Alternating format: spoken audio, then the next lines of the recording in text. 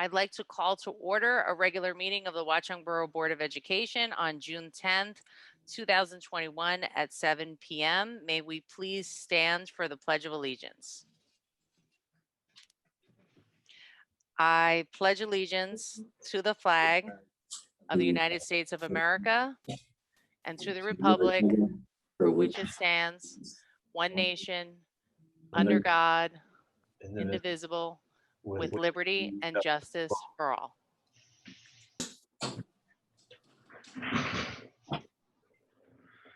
Give me a second because my screen's moved again. Sorry.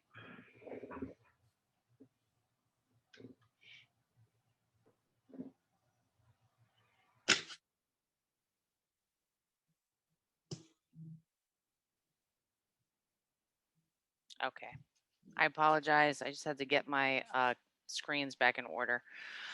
Welcome to a meeting of the Board of Education of the Borough of Watchung. Please be advised that this and all meetings of the board are open to the public and media consistent with the Open Public Meetings Act, and that the advance notice required therein has been provided. This is a regular meeting of the Board of Education of the Borough of Watchung at which formal action may be taken. This meeting is being conducted remotely using communication technology. Instructions for joining the meeting and participating in public comments have been posted on the district website and sent to the Watchung Borough and the Watchung Public Library, as well as to the school community through an email blast. The public will have an opportunity to be heard as shown on the agenda at points in the meeting provided for the public to address the board. Members of the public also have been given the option to submit public comments to the board secretary via email or written letter no later than 24 hours in advance of the meeting. Recording or photographing other than for private personal use requires the consent of parents/guardians whose children may be included in the image. May we have a roll call, please? Mr. Barbella. Here. Mr. Buccarelli. Here. Mrs. Harvey. Here. Mrs. Ingracia. Here. Mr. Kraft. Here. Mrs. Murad. Here. Mrs. Posehn. Here. Mrs. Scharf. Here. 8 members present. Okay, and we're going to start with the swearing in of our new board member, Kevin McDonald. Good evening, everybody. Good evening. Good evening. Welcome, Kevin. Okay, at this time, we're going to have the official swearing in of Mr. McDonald, who, upon completing this recitation of the oath, will become an official board member of the Watchung Borough Board of Education. Mr. McDonald, please repeat after me. I, Kevin McDonald, I, Kevin McDonald, do solemnly swear do solemnly swear that I will support the Constitution of the United States that I will support the Constitution of the United States and the Constitution of the State of New Jersey, and the Constitution of the State of New Jersey, and that I will bear true faith and allegiance to the same and that I will bear true faith and allegiance to the same and to the governments established in the United States and this state, and to the governments established in the United States and this state, under the authority of the people. under the authority of the people. I, Kevin McDonald, I, Kevin McDonald, do solemnly swear do solemnly swear that I possess the qualifications prescribed by law that I possess the qualifications prescribed by law for the office of member of a Board of Education, for the office of member of a Board of Education, that I am not disqualified as a voter that I am not disqualified as a voter pursuant to RS 19:4-1, pursuant to RS 19:4-1, nor disqualified due to conviction of a crime nor disqualified due to conviction of a crime or offense or offense listed in NJSA 18A 12-1, listed in NJSA 18A:12-1, and that I will faithfully, impartially, and justly and that I will faithfully, impartially, and justly perform all the duties of that office perform all the duties of that office according to the best of my ability. according to the best of my ability. Congratulations, Mr. McDonald. You are now an official board member. Thank you very much. Welcome, Kevin. I must say, I've never seen the raise hand icon in Zoom used for quite that purpose before, swearing in, but it works. Thank you. Congratulations. Thank you very much. Okay, now we're going to move to the Board of Education retreat facilitated by Gwen Thornton from the New Jersey School Boards Association. Gwen, I will leave it to you. All right. Well, Welcome. thank you very much. Welcome to your brand new board member. I hope he finds board service as valuable and interesting as I know all of you have always found it to be. I'm here tonight to do some goal setting with the board, and with your permission, I'm going to share the screen. If that can be enabled, that would be awesome.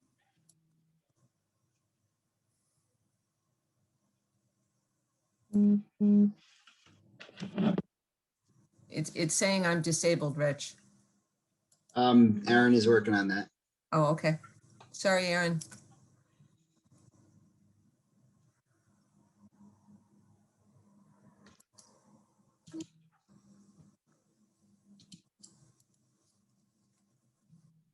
Apologize for the delay. Gwen, Okay, good. can you try again? I think it should You work. should be able to now. Perfect. Okay. So this year, we decided to call goal setting Leaping from Together Forward from 2021 to 2022. That may be all the parents who are so excited about the kids being back in school full time. It may be you as board members leaping for joy. I see it more as a metaphor for the leap that we're going to have to make as we go back to school full time for our children, because we have been dealing with the pandemic for close to 19 months, and it has been a paradigm shift for all educators, all students, all families, people everywhere, and not necessarily a good one. But certainly it is exciting to be thinking about September and the coming school year and the opportunities that this coming school year will provide. And so we call it Leaping Forward Together. And I think that it really does bear some thinking about what did we learn from this past year, from March 13th of 2019. It's actually longer than a year. When we closed on the 13th. You closed sometime close to that date, I'm sure. Evaluating what we have been able to accomplish in spite of the changes, and then an analysis of what needs to be continued, what might need to be reimagined moving forward as we think about the changes that have occurred, and really preparing for September of 2021, whatever that looks like, because the one thing we do all know is that we don't control the virus. And so while we are eager and hopeful and optimistic that school will be back in full-time, full session all day with lunch, all co-curriculars, we just don't know what we don't know. So in thinking about this and in talking to board members and in talking to folks, the things that you may have learned, I think really resiliency of your staff, of your parents, of the students, you all, the flexibility to really pivot quickly to that remote environment, and endurance, the tenacity to stick with it. For a lot of children, it was a real challenge to be fully remote for the time that they were. Equity in terms of access to the internet, and this equity looked differently in different districts. For some districts, it brought forth food instability, housing instability, all kinds of issues that we sometimes take for granted. And so thinking about what does that look like moving forward for all students in terms of opportunities. Certainly the professionalism and commitment of your staff and your administration, and soldiering on, sometimes in tenuous circumstances where conditions were changing seemingly weekly, where the requirements and the demands from the state shifted and continued to shift from the Department of Health to the CDC to the Department of Education. It has been, in some instances, without a lot of direction for your educators. And certainly the parental commitment to the education of their children.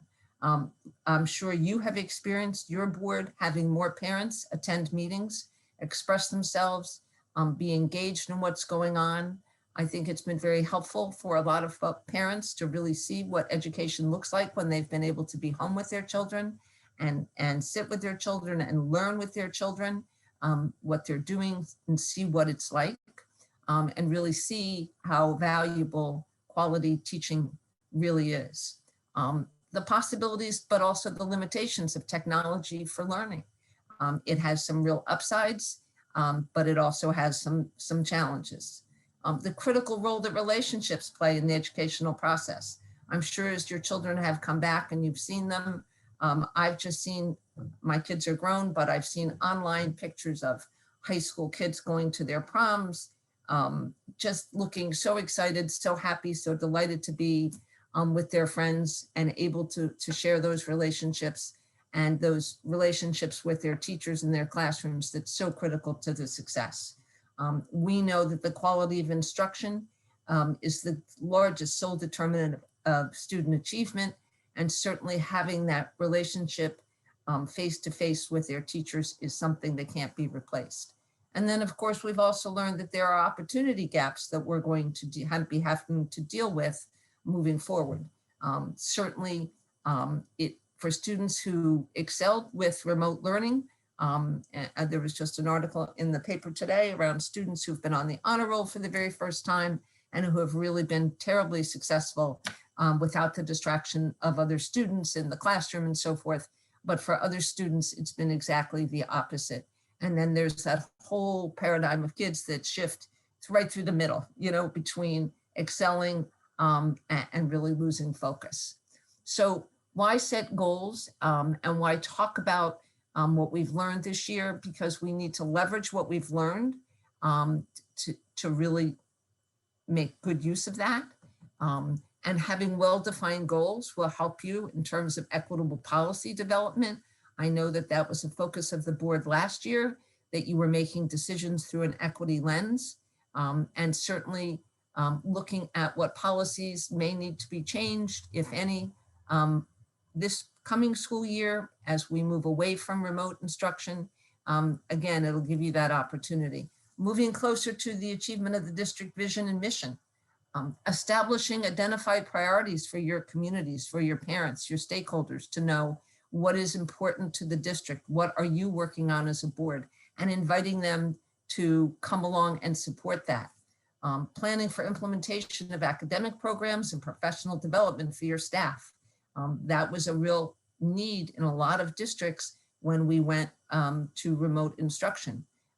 There were some districts who had done a lot of professional development in the area of use of technology for instruction, some less so. And so ongoing professional development for your staff as you return is going to be particularly critical, most likely not only in the area of accelerating instruction, but social emotional learning, and dealing with students who may return to school with trauma from having lived through the pandemic of one kind or another.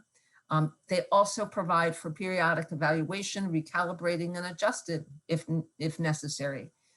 When you have goals, and we'll talk about it in a couple of minutes, you really should be receiving periodic, like quarterly updates on your progress towards your goals.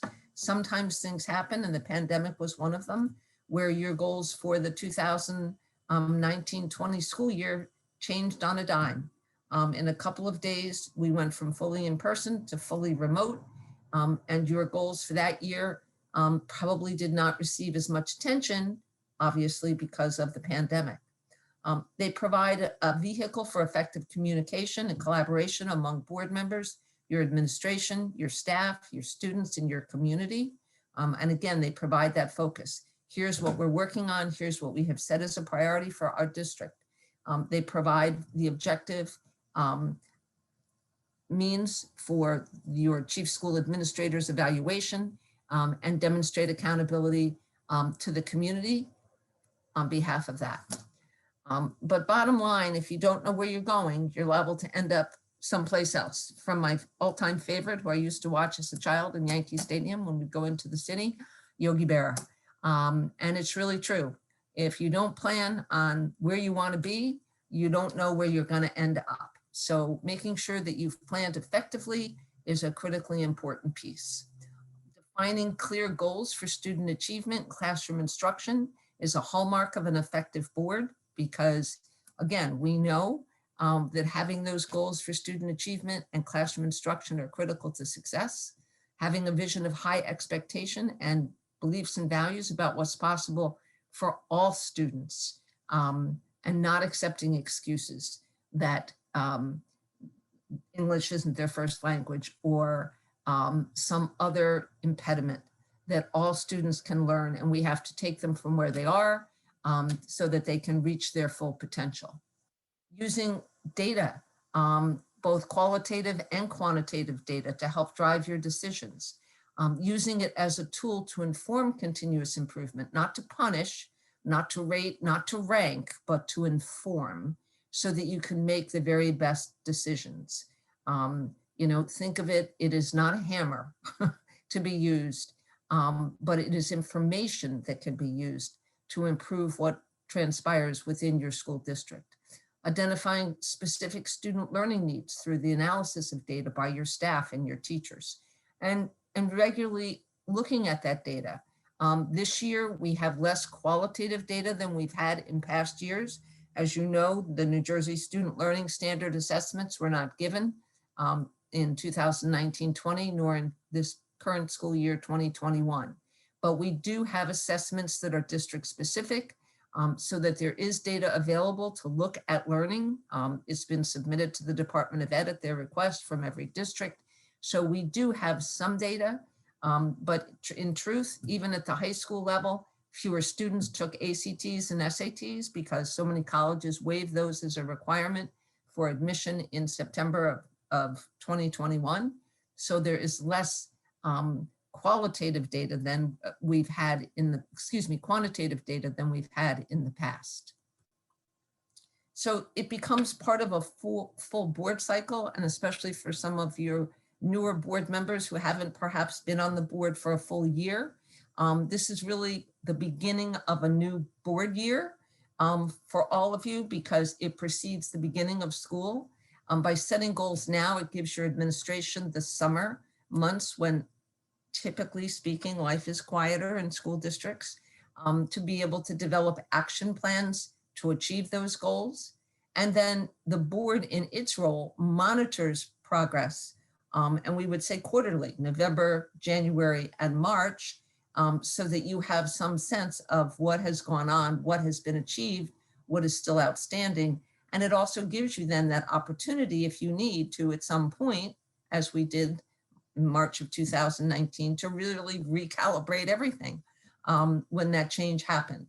Hopefully we don't have that kind of event again that causes that. But if something were to occur, you have that opportunity, if you're receiving quarterly reports, to say what's working, what's not working. Is there anything we need to tweak or adjust? And then you evaluate your superintendent in the May-June timeframe, and then we begin the process again. I would also say you do your board self-evaluation after you have done the superintendent's evaluation. And I know that you all received that yesterday, that Jory shared that with you. So you completed that. And it's a way of demonstrating your self-evaluation that you're holding yourselves accountable for your performance. You've held the superintendent accountable for his or her performance as your one employee, and then you hold yourselves accountable for your performance as a board. So it's a very good thing to use to help the board in terms of its goal setting and to think about what it is you can do as a full board to be more effective in supporting the administration as they work through those district goals. Okay. Some of you have seen this before, but I think it's helpful to understand the difference between the different types of goals. District goals refer to the overall instructional program, teaching, learning, assessments, staffing, professional development, your facilities, the budget, evaluation of policy, whereas board goals refer to your processes and procedures. How do we operate? How do we govern? How do we provide oversight and monitoring? How do we support all of the district goals? Because the CSA really is responsible for the how those goals that we'll set tonight for the district get accomplished. The board, you are the what people. You say, this is our vision. Here's what we want to see happen, with input from your administration, obviously, because they're the ones that deal with the education and instructional program on a day-to-day basis with the kids. But everyone owns the district goals. You're going to provide support and oversight, support through the budget, oversight through monitoring. The board goals are owned by the board itself and are evaluated in conjunction with the board self-eval. Your chief school administrator is responsible for having personal goals that are developed around his assessment of his needs for professional growth, and that runs through New Jersey Association of School Superintendents Association, and they are not evaluative in nature, but they're for the professional development and growth of the superintendent. And then some superintendents have merit goals, which are contractual, which are typically extensions of the district goals, if your superintendent has them. So we know that high achieving districts accept no excuses, believe that poverty, race, lack of parental involvement, or other factors are challenges that can be overcome for all children. And that you have an expectation that you will see improvements in student achievement and in the areas you identify in your goals as being your focus. So you want to make sure as a board that those district goals remain the top priority, that you understand and can explain to your community members the initiatives that may be contained within those goals and why those goals are important to the district, and really promoting a system-wide focus on continuous improvement in student outcomes. And that's not just academics, that's not just math and language arts literacy, it's in 21st century skills, it's in critical thinking, but continuous improvement in student outcomes, okay? Oftentimes I am asked how your community has input into this process. You were elected or appointed, but most of you were elected by your community to reflect the values and aspirations of your community for their children. The board, with your superintendent's input, develop areas of focus and intent. You supply the resources through the budget or through personnel, but obviously that's through the budget, but whatever resources are necessary to work on the goals. And then you provide appraisal of the progress through the chief school administrator's evaluation, okay? Your chief school administrator and the principals and the teachers, but mostly your administrative team, will put together the tactics and the resources necessary to accomplish those goals. And then ultimately your teachers will deliver the curriculum and instructional program, administer those assessments, and adapt and personalize the education for the students, so that everyone really does have a role in this process. And you want to make sure that your goals are achievable, that they're relevant to the kinds of needs within your district, that they're time bound. Some goals may be multi-year goals, but they can be chunked so that there are certain deliverables in a year. So if I know one of the things that you have all been talking about and looking at are referendums. So a referenda and construction projects, that's about a 3-year run from start to finish, from the time you begin thinking about a referendum to getting it on the ballot, to getting a shovel in the ground or to rehabbing a building or whatever it is you're doing, from beginning to end, you're looking at almost a 3-year period from inception to completion, depending upon the size of the project. If it's smaller, obviously, if it's just rehabbing a couple of bathrooms, it doesn't take 3 years. I'm not suggesting that. But it's an example of something that would be a multi-year goal, okay? And so that's an important piece to think about. And really, you get input from your community, both at the voting booth, through surveys that are done through the district, perhaps through public forums or meetings, public meetings that you hold with the public, perhaps meetings that your superintendent has had. Some superintendents, although not able to be done as easily this year as in past years, coffee with the superintendent or, lunch with the superintendent, that kind of thing. The board really gets areas of focus through your committee meetings, through board meetings. And then your team, your administrative team is responsible for the curriculum, all of the planning, and then your educators are involved in the delivery in those instructional settings, in the classrooms or small group instructional areas, or on the field, if it's HPE, wherever they find themselves. But all of those folks have input into obviously your goals, although you are the ones ultimately that set them. So your plans for reopening the schools, and some districts are tentatively planning to continue with virtual learning if permitted, although at this present time, that's not the case. I think that may likely change just because it provides opportunities for students. For example, homebound instruction could be delivered virtually and would allow the student to be in the classroom, even though they were homebound for illness or other kinds of issues such as that. It also allows extension of programming. You might be able to offer courses that you don't have the student enrollment for. So if you had 4 or 5 students that wanted, and you're not a high school, but wanted to take an upper level Calculus BC and you only offer Calculus AB, you could do it through remote learning. Where if you wanted to offer American Sign Language to some of your students because they would like to do that in terms of enrichment, there are lots of opportunities for technology to be utilized, and the remote instructional piece that we have honed this past year to extend the curriculum and to provide more opportunities for students.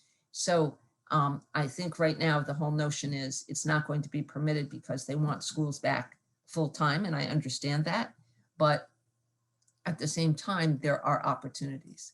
So here are some of the areas where typically districts will put their focus around student learning, success, equity, health and wellness for students and staff, your facilities, finance, safety and security is always a concern. Communication, community engagement or involvement is a perennial one. I think the level of parental involvement has actually gone up through the pandemic, just in terms of their being involved with their children's education, but also coming to your meetings and learning about what it is the board is doing and what your role is. So in thinking about what you should ask, I think the focus for the coming year has to be, how do you accelerate student learning to address the opportunity gaps that exist as a result of the pandemic? And I think this is something that may take more than a year to really come to total eradication, those gaps. We don't really know, but for some, it may look like that.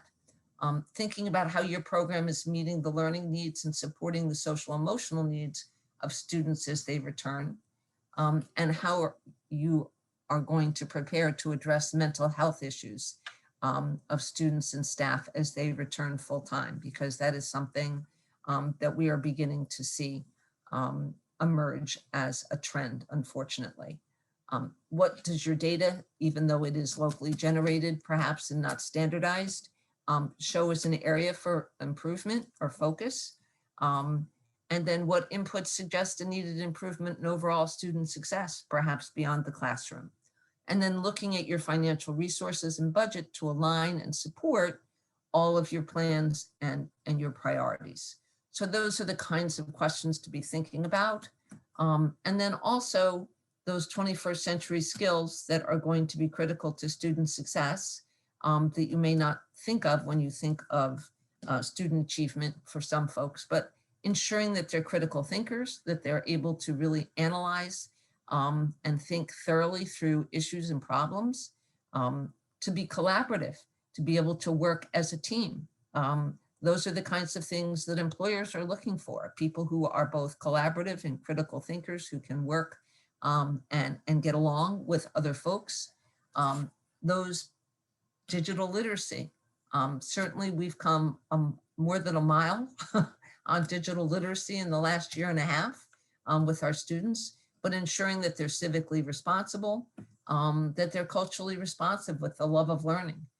For some students, they love this year, and for some students, it was a setback in terms of the love of learning because it was difficult for them. And then ensuring that they are moral, ethical, and empathic and compassionate human beings. Important for all of society to ensure that our students, as they move forward, have those kinds of qualities. So these were the district goals for 2020-21, and I know that you have seen them. I don't know, George, if you want to speak to any of these, but the first and foremost one was develop a reentry plan for the year, enhancing learning opportunities on social emotional wellness, virtual learning, tech literacy, learning time and scheduling options, and providing essential professional development for the staff and for the professional learning communities around remote instruction. Ensuring flexibility in the financial domain to respond to the changing demands and requirements of the school year 2021, while continuing to plan for the long-term capital needs of the district for upgrades and maintenance of facilities. The good news is that there was ESSA money and American Recovery Act money for the district, which I'm hoping helped cover some of the costs that the district had to put out for those things. But George, I don't, if you have Yeah, comments. since we're at that point of reflection and getting ready to set new goals. Yeah, it was, when I look back at these goals, they made perfect sense at the time when we were adopting them, and they were different, all three in ways too, because the first one dealt more with, getting us early on into the reentry plan and working hard on that, and then just adjusting to it throughout the year. The second one, as I look at it now again, it's so broad. There's so many areas covered.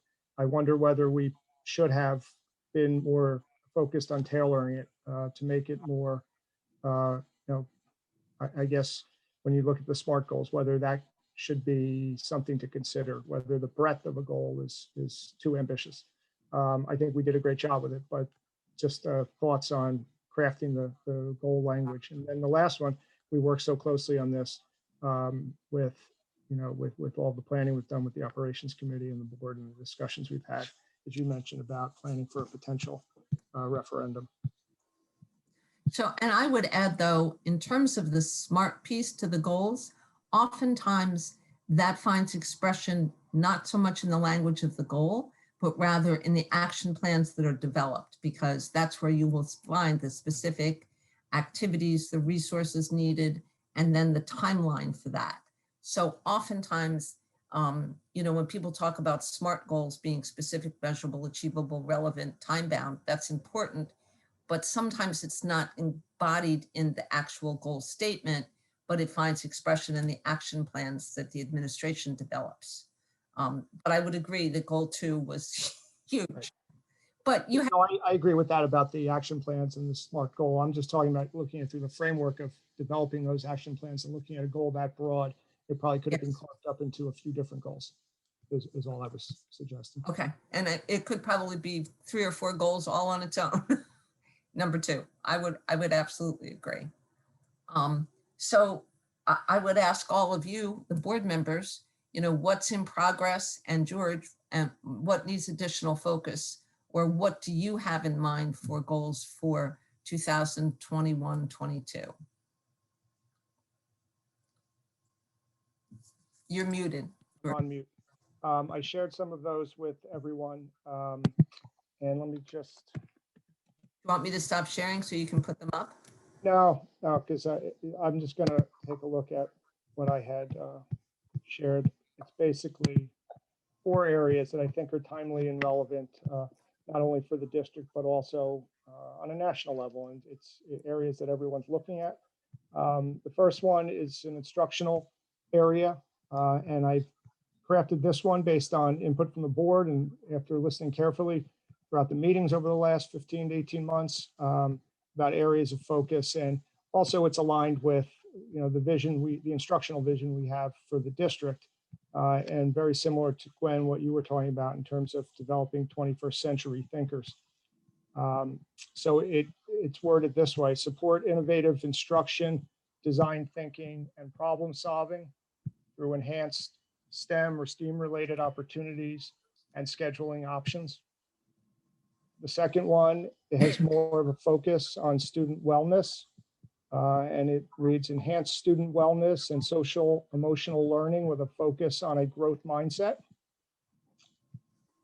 Number 3 was ensure a culturally vibrant, inclusive school community that values diversity, equity, and empathy. And last is the financial one, because as you mentioned, typically when you're working on long-term projects, it's one that you need to remain focused on. So maintain focus on financial needs of the district with an emphasis on the potential referendum and strategies for increasing revenues, or excuse me, reserves.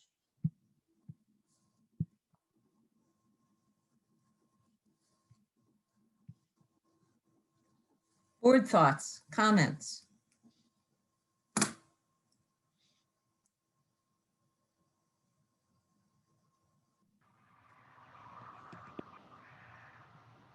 I can't see you all, unfortunately, while I'm sharing my screen. So if you're raising your hand, I can't see you, but if you unmute yourself, we could all hear you. I think Joe unmuted himself. Yeah, I guess I'll start. Thank you, George, for those. I think that's very helpful and thoughtful. For the first one, the first goal and the second goal, with regard to STEM and the referendum, I like those very much because they're quite specific and targeted. The second 2 goals, at a high level, I don't disagree with per se, but for me, they seem a little broad. I'm not sure how and in what way we would measure or implement it. I know that's not necessarily what we're doing here, but maybe fine tuning those 2 a little bit more to be more specific and targeted and achievable. Maybe with some examples would maybe take that to the next level, but overall they seem very reasonable. So thank you. Are you referring to the student wellness and also the culturally vibrant, inclusive community ones, right? Yes. Okay. Gwen, do you have suggestions on those? I mean, I know we're identifying areas that we want to create the goals through and develop action plans. I think some of it would come through the action plans, but maybe if you can share some of your intent and your thinking with the board around what you think they include and what kinds of things you would be looking at doing and achieving through those goals, it might be helpful. Sure. Well, this year we initiated a new social emotional learning program called Second Step, and we've been working with that throughout the year. And it's just one of the needs that has been identified both on a local and national level in terms of being aware that, as you said, the pandemic has affected students and all adults really in different ways. And we just want to make sure that we are focused and connected in ensuring that students are, in the right frame of mind and feel safe in the learning environment so that we can help them learn on an academic and instructional level. For social and emotional learning, we certainly want to continue to develop students who are resilient, who understand how to manage their emotions, who are self-aware. And that's all part of an instructional program. So measuring that is more qualitative often. Sometimes it's done through surveys, sometimes it's done with the input of the faculty and the students. But it's all, trying to help students move forward and grow in those areas, separate from and in conjunction with their academic experiences. And a growth mindset is also something that's been part of the culture of learning for a long time now. And it's even, the state has even put that into some of their goals when they have offered this grant money. The idea that we can develop resilient learners, we can create a culture where it's okay to make mistakes and to learn from mistakes, and move away from that fixed mindset where people look at learning as something that you either can do because you're smart, or something that's just hard because you're not smart.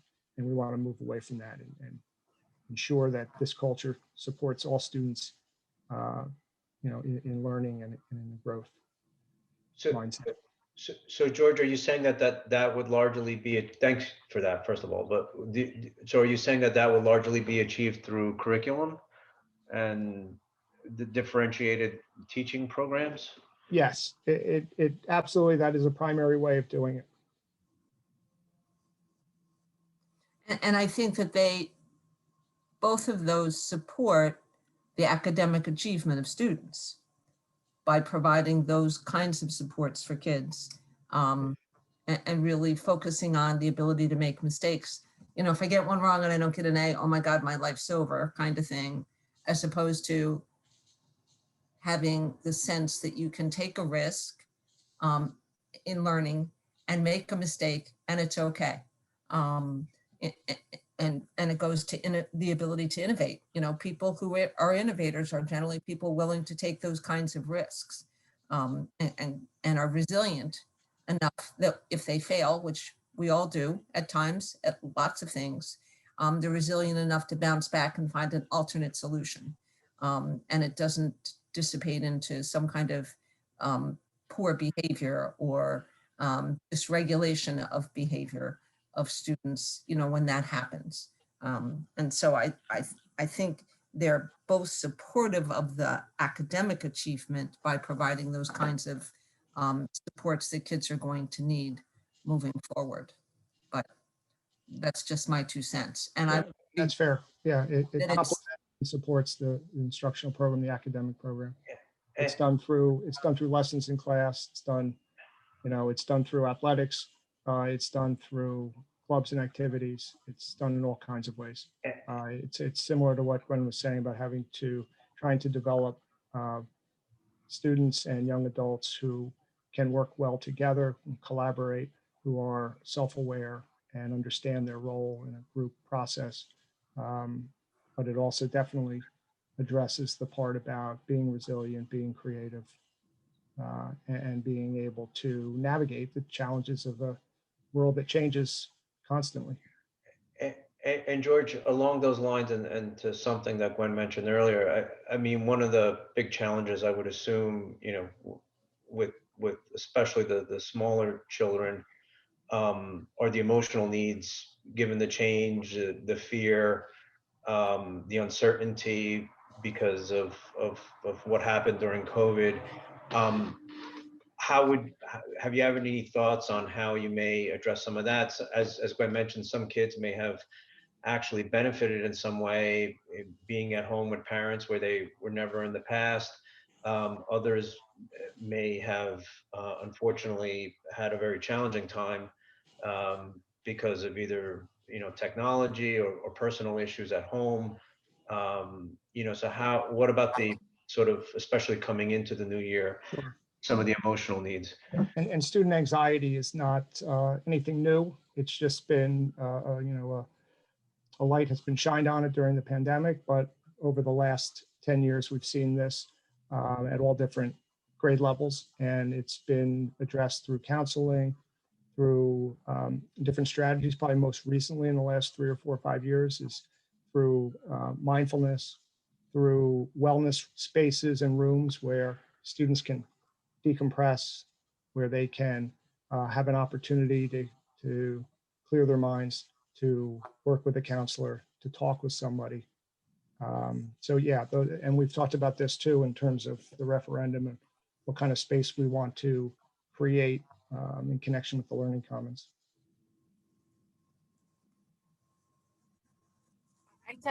I think that particularly with the last year and a half that we've had, I think number 2 is perfect, because I think that, the SEL and the growth mindset, they go hand in hand. When you have a child who has a more positive outlook, it's okay to make a mistake. You become successful by making mistakes and going about things in a different, coming at things from a different angle. I think it's a big goal in the sense, because you really have to make sure that both schools, that you're want to make sure that the climate is conducive to allowing these things to happen. And I think that the kids will certainly need that. The mask situation going back now, I know it's been hard for children that they can't see each other's facial expressions. So I think, I think, as a teacher, I think that 2 is perfect. I agreed with Jen. She just said a lot of the things that I was thinking about. This social, emotional, and growth mindset being so more important than ever. Returning to school at a relatively in a normal way. I also like, I like them all, and thank you for putting all of the time and effort into creating these. What struck me when I read the first one, though, is obviously, innovative instruction is not just good, but going to be really necessary given the challenges to like a reentry from the virtual learning. But I just wondered, and of course, STEM is always important, but even more so since, we had like almost the ironic situation of having a new STEM lab created and donated to the district, and then basically not being able to use it because of use it to its full, in even a full year. So I understand why it's in there for both of those reasons. But it almost seems limited to that subject where, we obviously want innovative instruction across all of the subjects, including the core subjects, which is going to be another challenge in and of itself, getting back to standardized testing and needing to sort of, show results. So is there a way to expand that to include either all subjects, or is that too vague? Or maybe the subjects included on standardized tests, or just a thought. That's a fair point. I limited, I shouldn't say limited, but I kind of targeted it towards this area based on feedback I've received throughout the year. So that's what I was, but I agree, we want to have innovative instruction, and we can, develop a design thinking mentality in all kinds of disciplines, and also with problem solving too. So we don't have to necessarily limit it to that, but I just know that that's been some of the feedback I've been receiving. Maybe you could add language that says across the curriculum with a particular focus. To do something like that. Yeah, for goal number 1, I figured, like Gwen was saying, that would be a focus, would be the STEAM lab or the STEAM instruction, but obviously we wouldn't lack in any of the other areas. I didn't anticipate that from you, George, just from knowing how you work. So I didn't anticipate that. I just figured there was just more of a focus on that area, just as you said, based on discussions. And I just wanted to jump to the third one, which had to do with diversity, and I thought that was a great one for you to put in, just with what has, the conversations that are taking place in the HR committee, and then also working with the Watchung Idea community group. And you're very passionate about that, and you're very driven to make sure that that's the type of environment that our students get. So I thought that was a great goal to add as well. Thank you. Anyone else have any thoughts? Are you comfortable with those goals with perhaps some wordsmithing to reflect the innovative instruction across the curriculum with a focus on STEAM or STEM? And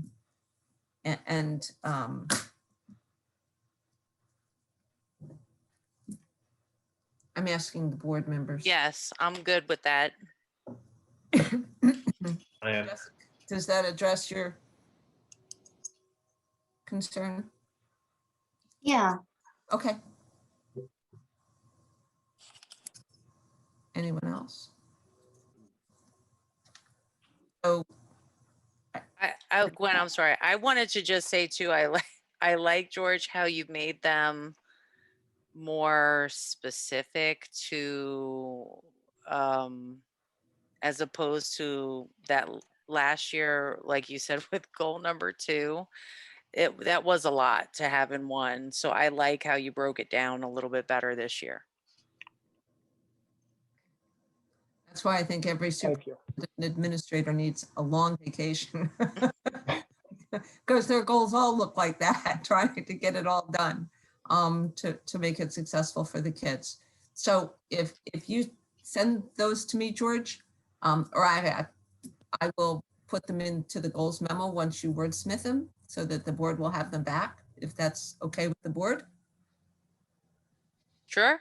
I can do that if that's good with the board. Sounds good. Okay. So those will be your district goals for 2021-22. And obviously the action plans will include, you know, the tasks, who's involved, the personnel, when it's going to take place, the status of them, so that you will know, you know, what progress is being made. And that will be developed by your administration. In terms of board goals, which again are those goals that you develop as a board around your own professional development that would assist improving your effectiveness as a full board. And again, you know, we asked you that on your self-evaluation, which way I thought was an exceptional self-evaluation. And I need to tell you that it is the best self-evaluation I have seen from this board in years. And I do mean years. And I mean that as a compliment. Clearly you were working well together and collaboratively and much more effectively than perhaps in the past. And that's been really helpful and particularly important in this critical time through the pandemic, and really helpful because we know, again, through research, that boards that have districts that have the highest level of student achievement are those boards where the superintendent and the board work effectively together as a team. And that's what I saw in your self-eval. And I saw that in multiple places in your self-evaluation. So I wanted to just share that with you. And I want to share it with you in a public meeting while your community is on, because you have been very effective in moving the district forward and through the pandemic, which has really been a challenge for a lot of districts. We still have districts that are fully remote who are still not in at all. And that has been, you know, a real sadness for those children. So you really are to be congratulated, your administration, your staff, your parents, and you as a board for making that a priority. So, you know, in terms of thinking about your starting point, I know that Dory had asked all of you for some suggestions and some thoughts around what you wanted to see. Your goals from this past year in 2021 were to engage in PD as a board to work toward the elimination of bias, promote equity and inclusion, to ensure a school climate where all students can succeed. I think that's probably an evergreen goal that you could continue to carry forward if you would like. I think it's also supportive of the district goal that George is putting forth. And your board goals should really support the district goals. And I think that this is a goal that you could just change a little bit of language to say to continue to engage in professional development as a board to work toward the elimination of inherent bias, promoting equity and inclusion. Again, to going to that school climate where all students can succeed, where it's a safe environment.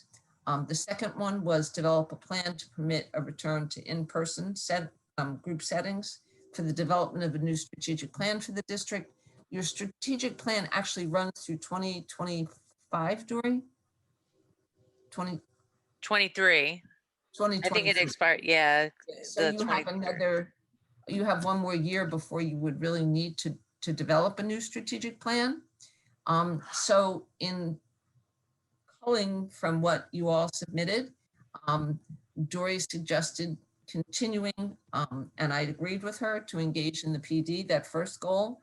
The second one that was suggested was, and I think this is a good one, obviously a necessary one, is to complete the negotiations with the new teacher's contract, focused on financial and educational goals of the district and mindful of creating an environment of student success and elevating your district academically. So, you know, that's something you have to do, and that is a board responsibility. So it is a good board goal to have.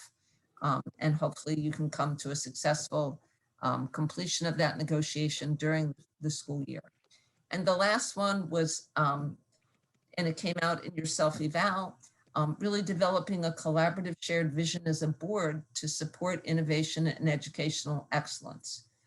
In talking about it through committees, in ensuring that you all, as a board, I noticed when you all submitted your goals, they were all in different areas that tended to reflect, I think, your individual perspectives. So I think it might be important for the board to take some time to really develop with administration a shared vision for the future of the district in terms of, you know, what is it where do we really want to see the district go long term? Undertaking a referendum, thinking about what kinds of spaces those are going to add, to George's point, that will support wellness rooms or small areas where kids can go at the elementary level to feel safe and secure, or whatever kinds of instructional needs you identify that are important, but really, you know, thinking about it in a broad way, having more of a shared vision for that educational excellence, because it's not just in one area, but it's across the board. Reflections from the board. Thoughts?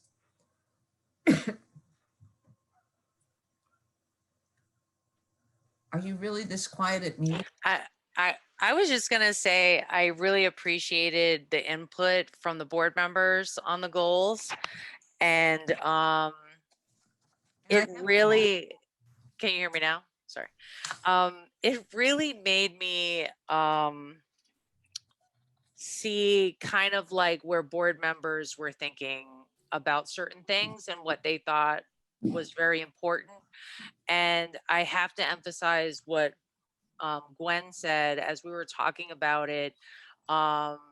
We just realized that, you know, what one board member would want as a goal, you know, every single board member would have to, you know, be accountable and measure up to that as well.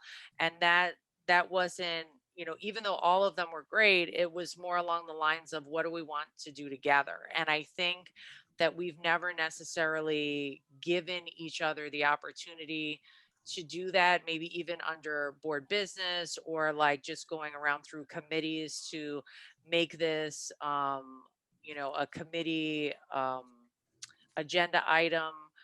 So using those two areas, I think, you know, we need to have these discussions about what the consensus is of what our vision is and where do we see our district going. And we've been so focused on just getting everyone, let's say, in place, and then dealing with the pandemic. And now it's like, okay, now that we're past that, where do we see this going? And I thought this year would be a great year for us to really focus on that. And then that helps George with more district goals, and then giving a clearer idea and message as to what, you know, our community is looking for, because we all represent the community. So using that board business time during, because it's great for our community to hear us discuss these things, right? And it's also great for us to work on it even more through the committee structure. So that's where I went with it, and I thought that everything that you guys submitted was great. Some of them were geared more towards district goals as opposed to board goals, but I think we can work all of that out by flushing out our vision for the district. I would love to see us set a vision. It's just easy for all of us to work towards that, right? And we're on the same page, and we can put together small steps towards that goal. And if we can't agree on something, we'll just look back to that vision and like, is this what we're discussing helping us get to that vision or not? It does help provide a framework for your decision making. It's like using that equity lens to make decisions around, are we providing more opportunities for students or less opportunity for students? Having a shared vision allows you to make decisions that say, in this decision and how we're going to do whatever it is we're going to do, whether it's, add on to a building, renovate, whether you're going to add a new curriculum, and all of that allows you to say, does that move us closer to our vision for the future? And I think having that, working toward a collaborative shared vision as a board is a way to really make you even more effective than you are currently as a full board.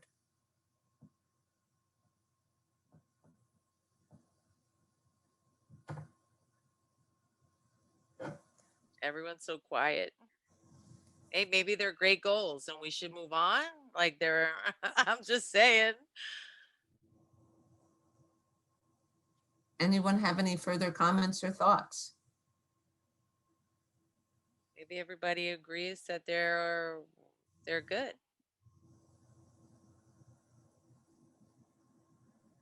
All right, I'm going to take the silence as as assent to that, unless there is someone who has a notion otherwise. So with that, that really does take care of goals for you for next year. I wish all of you a very safe, healthy, and restful summer. Rest, so that when the kids do come back and they get in that school that first day, they're as happy as those kids jumping in that leaping first slide, because I know you will be that happy when they're all back. Thank you for all you do for your students.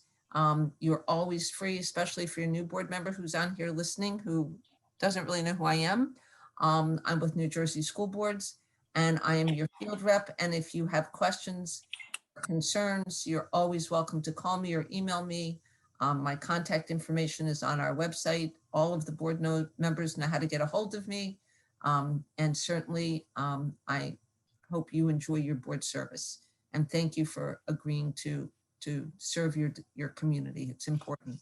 So with that, I will take my leave. I will wait for you, George, to get me the words to your goals. And then I will send you all a formal goal memo so that you have it for the district minutes. Sounds good. Thank you very much, Gwen, for your Thanks, help. Gwen. Right. Thank you, all. Gwen. Take care. Great time and a great summer. Thank you. Thank Thank you you very too. much. Good night. Good night. Okay. Can I have a motion to go into executive session? So move. Second. Any discussion? All in favor, say aye. Aye. Aye. Any opposed? Mr. Pepe, can you please read the reason for the executive session?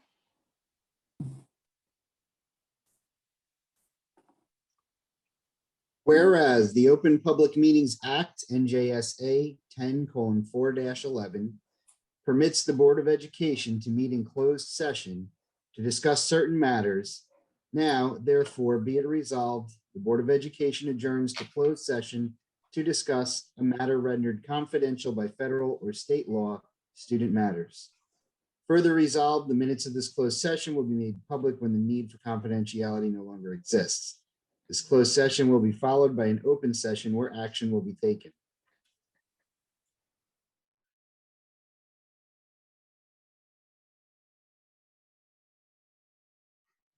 Okay, can I have a motion to come out of executive session? So moved. Any second? Second. Discussion? All in favor, say aye. Aye. Aye. Any opposed? Okay, so we're gonna move into board member comments. Are there any comments from board members? I'd like to say something. It struck me today that as I was preparing for today's meeting,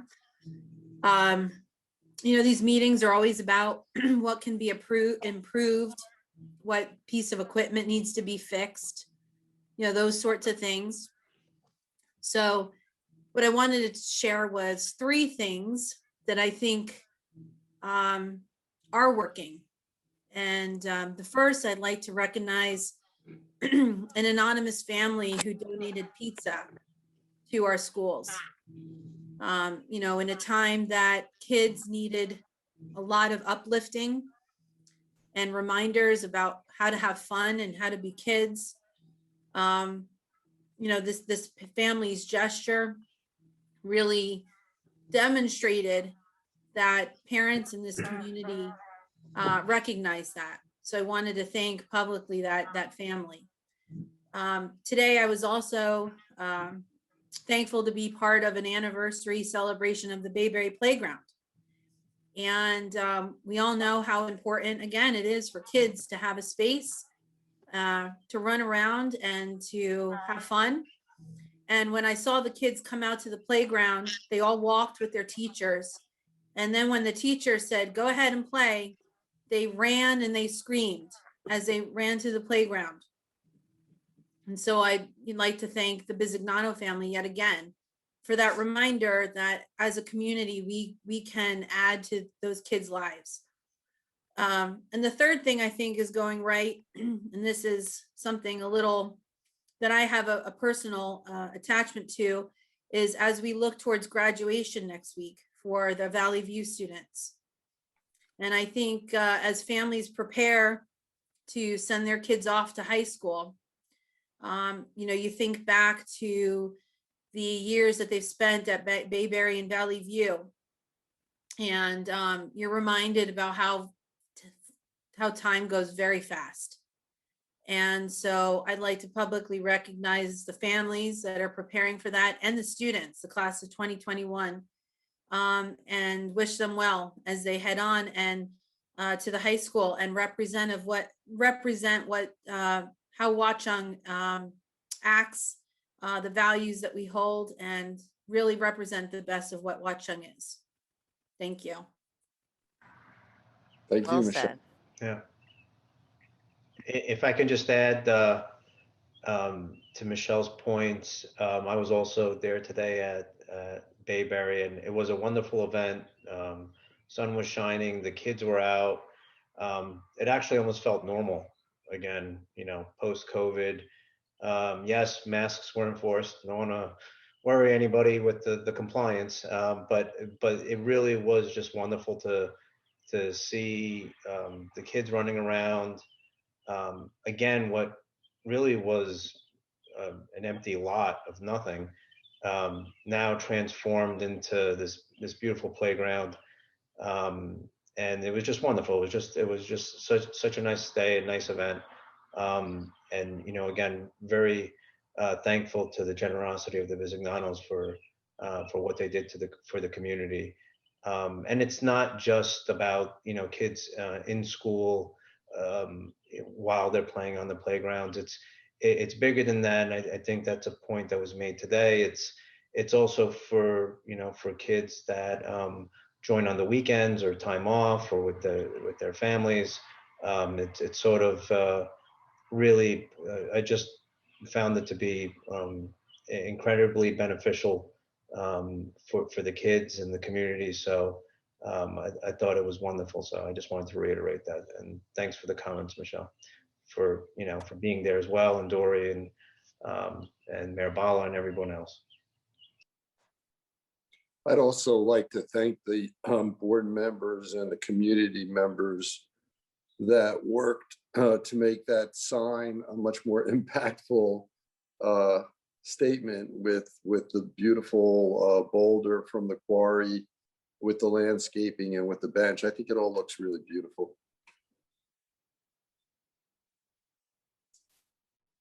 I actually had something I was gonna say about it. So if you guys don't mind,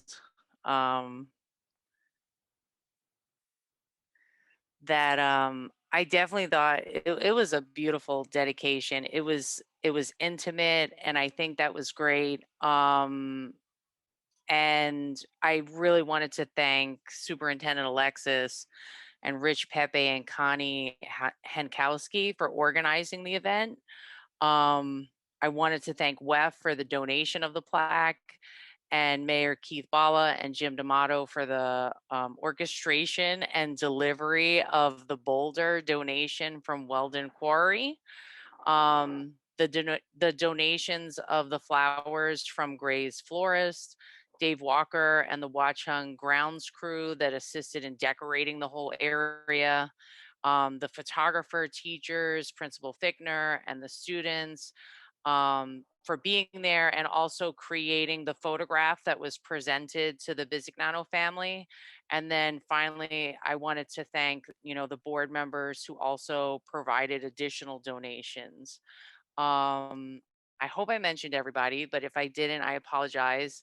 And as George said today, to everyone, just the amount of collaboration and generosity from everyone involved was really inspiring. And it was great for the kids to see that everyone could get together and have something like this. And if any of our community hasn't visited the playground recently, I definitely recommend stopping by and checking out the beautiful plaque that's there.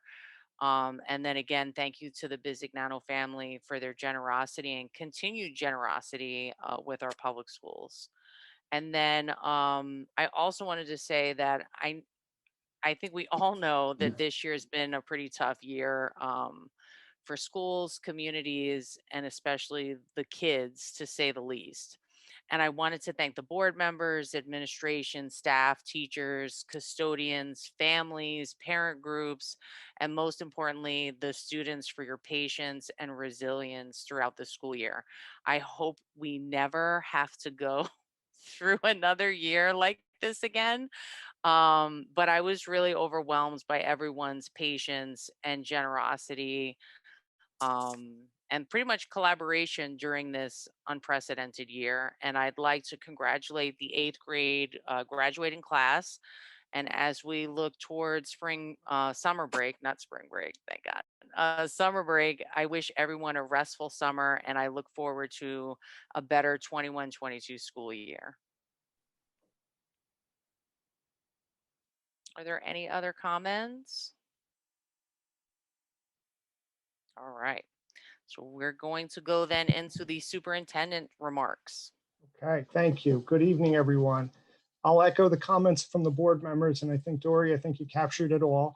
One person I also would like to recognize is Morgan Pistorius, who helped us produce the photograph after my daughter took it of the playground, and also created that nice banner the kids were holding up that was at the bottom of the photograph in the foreground.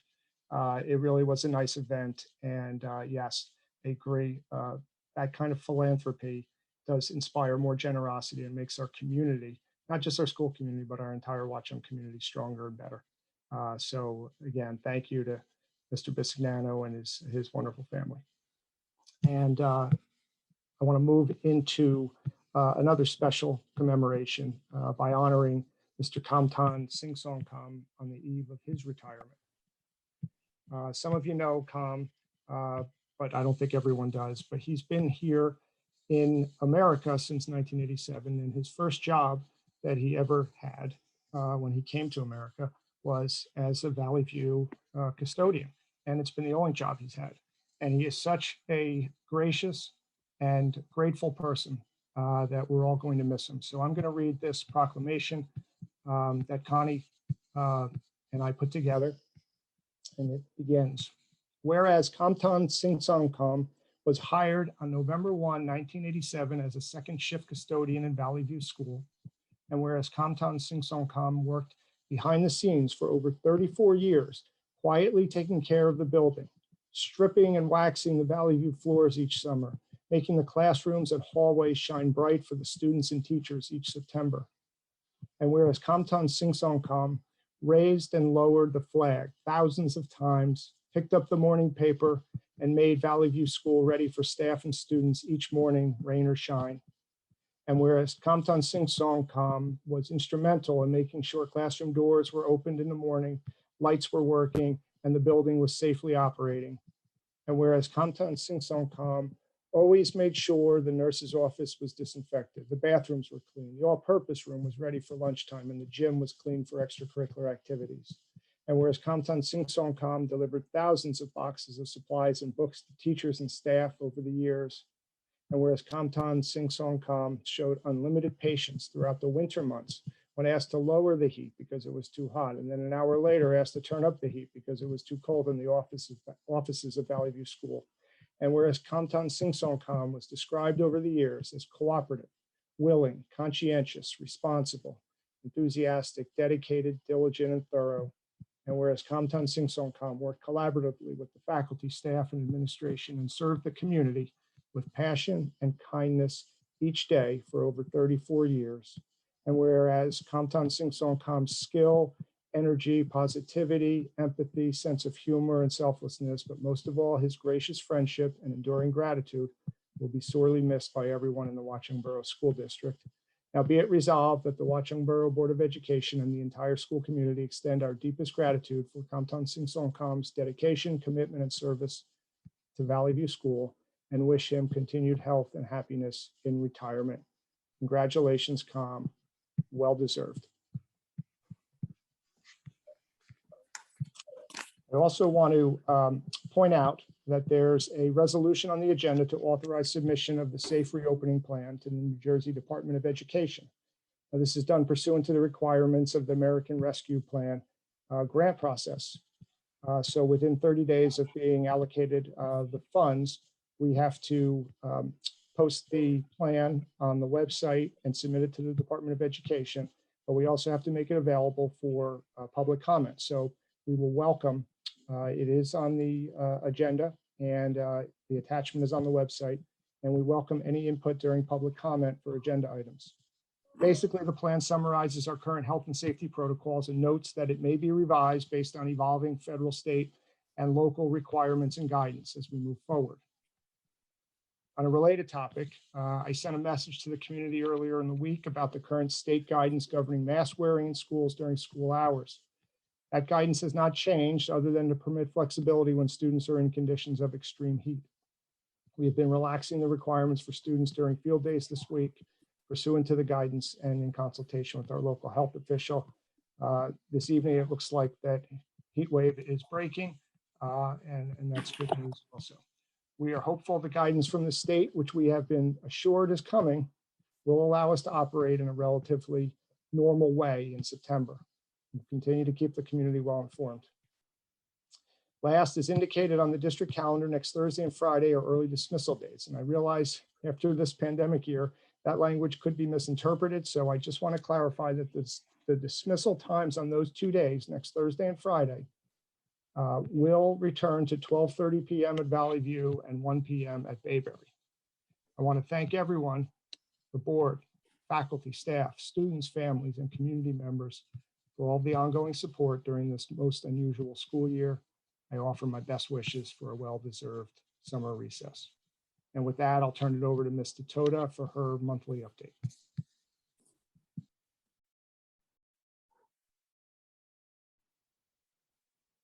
Thank you, Mr. Alexis. It is so hard to believe that it's already June, and in one short week, we will be saying goodbye to the 2020-21 school year. Throughout this year, I've been impressed with all that our students and staff were able to accomplish despite the obstacles and the uncertainty, and this would not have been possible without the support of our families. I wish all of our students the best as they move up to the next grade and for some to the next school. I truly hope that every student will take away fond memories and of course new skills from each and every school year. In the Department of Special Services, we've been planning for the district's extended school year program. In addition to classroom instruction and related services that are required to meet students' individual education plans, students will also be engaging in related arts activities this summer, specifically in music, in world languages, and in computers technology. We will have a school psychologist in our extended school year program focusing on our school ecosystem or learning environment. She will engage students through morning announcements, themes, and spirit days, and also in individual, small group, and whole class activities and games. Her lessons will focus on those soft skills of attitude, motivation, flexibility, collaboration, and perseverance that students will be able to apply throughout their years of school and also in their lives. She will continue with the district's social emotional learning programs and will help us all celebrate the 200th day of learning this summer. On Monday, June 14th, our monthly Special Services and CPAG meeting will focus on the extended school year program and other ideas for summer activities. The link to this meeting is posted on the Department of Special Services webpage and will also be emailed to parents and staff. We look forward to sharing all of our planning on Monday night. The district's before and after care programs will be available for all students who are participating in summer programs. Before and after care will be held at Bayberry School from 7:15 to the start of the summer program and from the end of the summer program until 5:30. Updated program information, costs, and registration link will replace the current information on the before and after care website next week. As a reminder, the Department of Special Services is open all summer. Our department secretary and I will be in district, and our child study team members will have scheduled hours throughout the summer, so parents and staff can continue to reach us via phone or email with any questions or concerns. Again, thank you to all of our students, staff, and parents for a great year. I wish you all a relaxing summer, and I look forward to continuing the planning process with our staff and our parents and CPAG this summer. Thank you.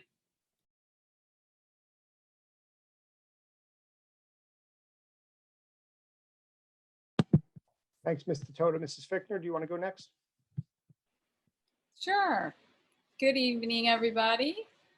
So we've had some busy times at Bayberry. This week, students are enjoying field day with fun activities, friendly competition, and ice pops donated from the PTO. Thank you to Mr. Primo and Ms. Tronalone for organizing this special week. On June 2nd, we had our school-wide pizza party, which was a big hit due to the generosity of our anonymous donor. All of our students and staff really enjoyed this. We really especially enjoyed seeing our virtual students come in for this and for field day. It's been great seeing them all in school. Last week, our fourth graders participated in the SEEDS program, which stands for Student Education and Experience for Disability Sensitivity. Our guest speaker from the ARC of Somerset provided students with the opportunity to learn about disabilities through an informative lecture, hands-on simulations, and an engaging class discussion. On May 27th, we celebrated Red Nose Day. Our school community raised over $1,600 for childhood poverty. We are very grateful for all the generous donations and support for this worthwhile cause. As we wrap up this school year, I would like to thank the teachers and the staff for their hard work, dedication, and support during this most challenging school year. That sounds a bit of an understatement, just hard work on its own. It's really hard for me to say, but I sincerely appreciate everything they have done to create such a safe and engaging environment for our students all year long. I also would like to thank the Bayberry families for their continued cooperation and support. And finally, a special thank you to the students who put a smile on our faces every day and reminded us what was truly important. Thank you very much. Thank you, Principal Fichtner. And now, Mrs. Kidd. Okay, hello everyone, good evening. One of the primary goals of middle school is to help students learn about themselves, the world around them, and to find their voice. At Valley View, our students participated in a Why I Matter project. We took inspiration from Chelsea High School in Michigan and made the project our own. But I will stop talking about it because the students are much better at it, and I am going to share my screen with a little video they created. Due to the late hour, I won't share the entire video, but just enough so everyone can get a taste of what the project was.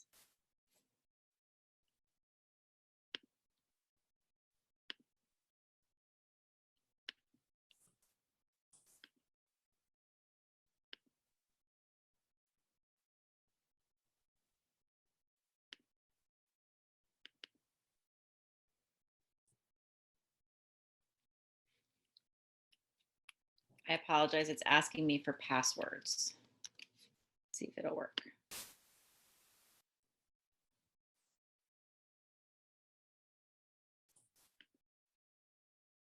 Can everyone see my screen? Yes. Hi, my name is Emily Hauk, and I just completed a self-portrait in order to celebrate Why I Matter. The Why You Matter campaign is a public art campaign that heals, empowers, and creates. This project helped promote a positive self-image for me, and it fostered self-reflection and discovery. Check out some of the work middle schoolers at Valley View created.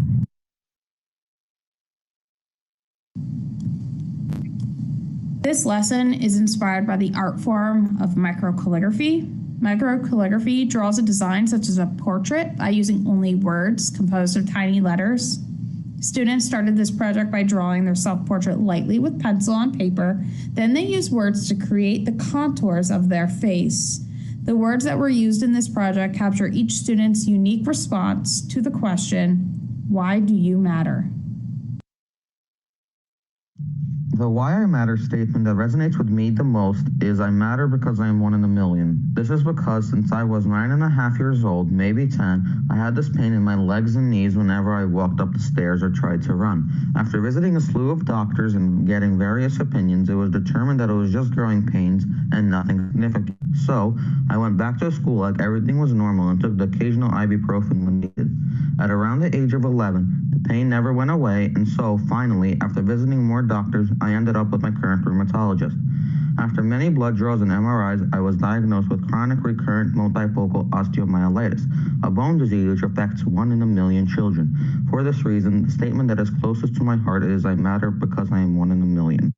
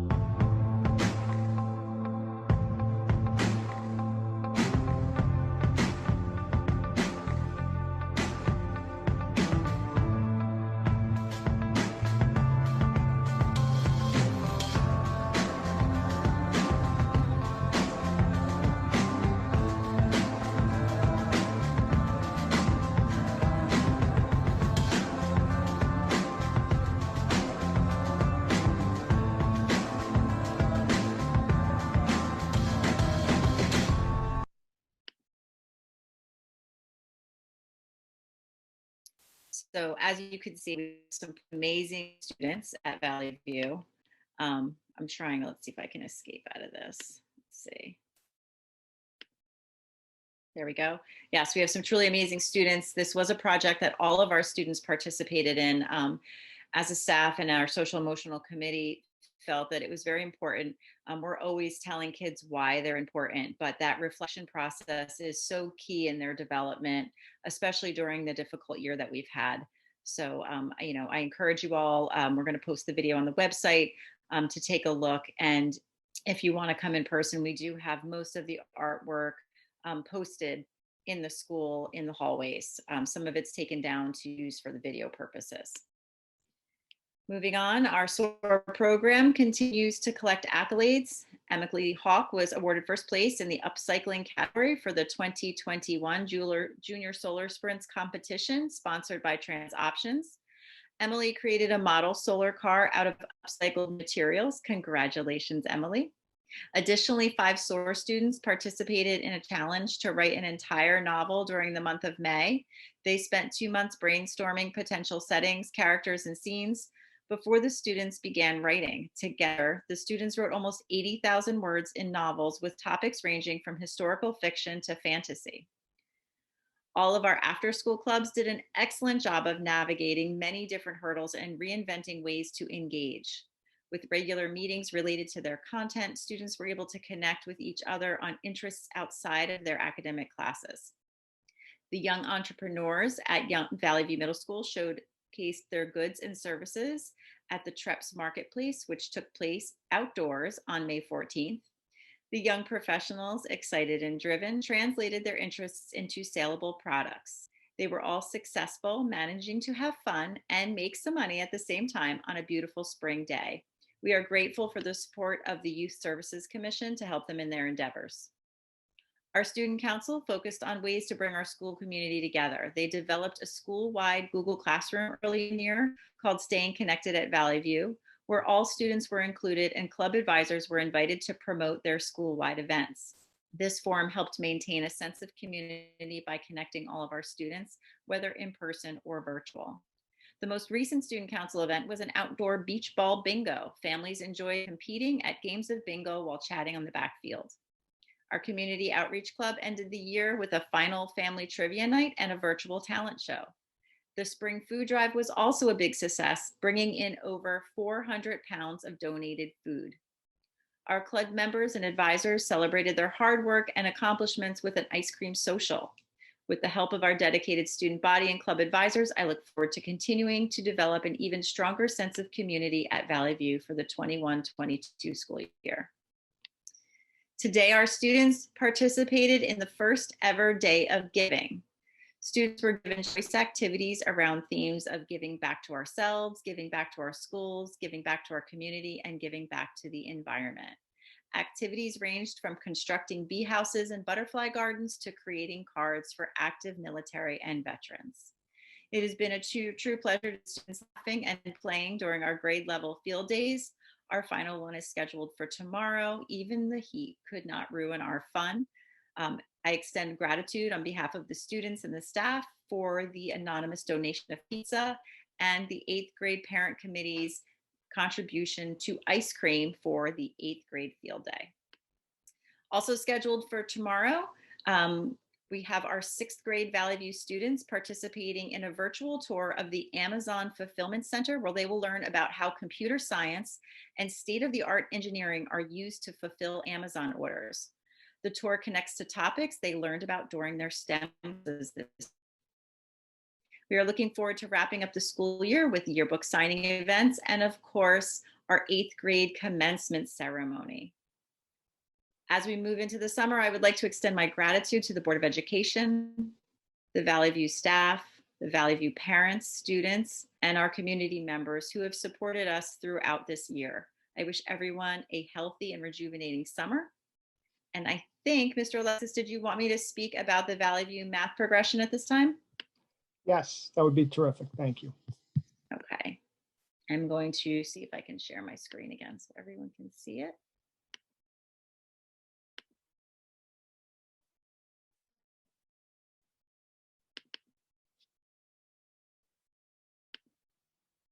All right, is everyone able to see my screen?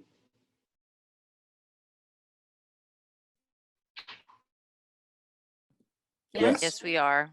Thank you. I can't tell from my view, I'm sorry. The teachers would probably make fun of me. They have to do this every day.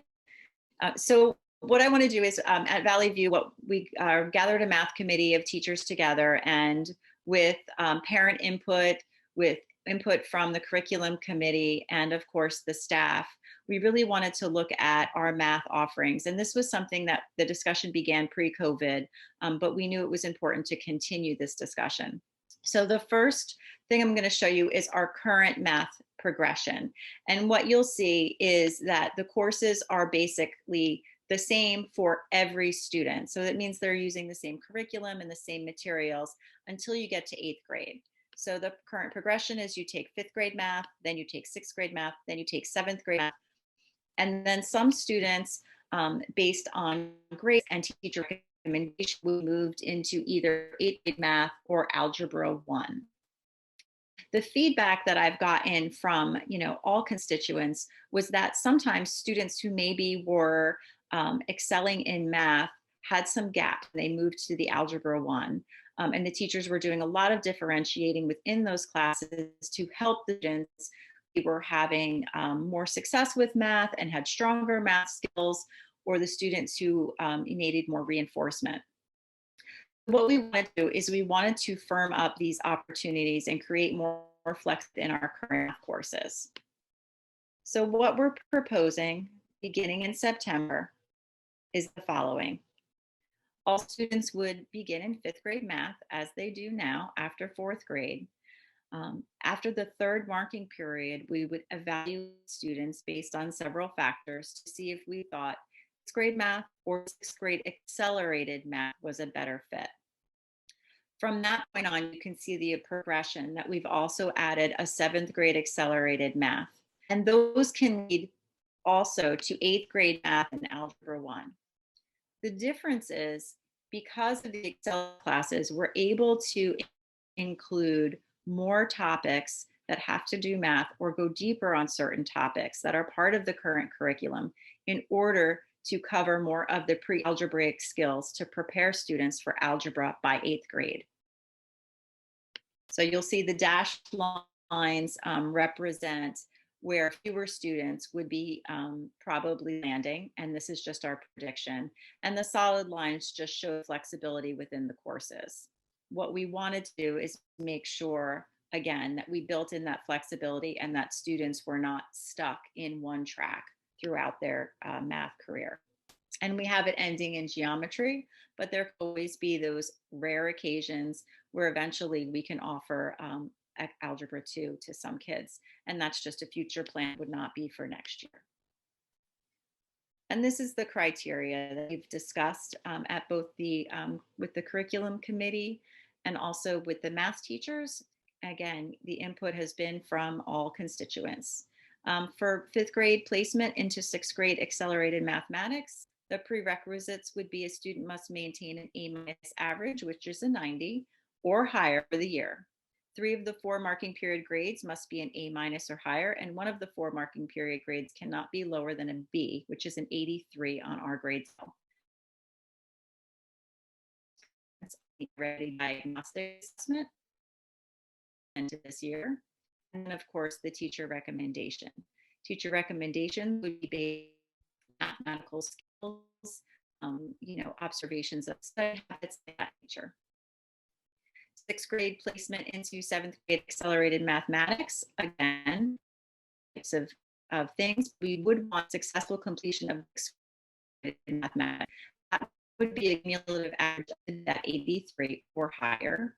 Advanced performance on an diagnostic, and again, the teacher recommendation.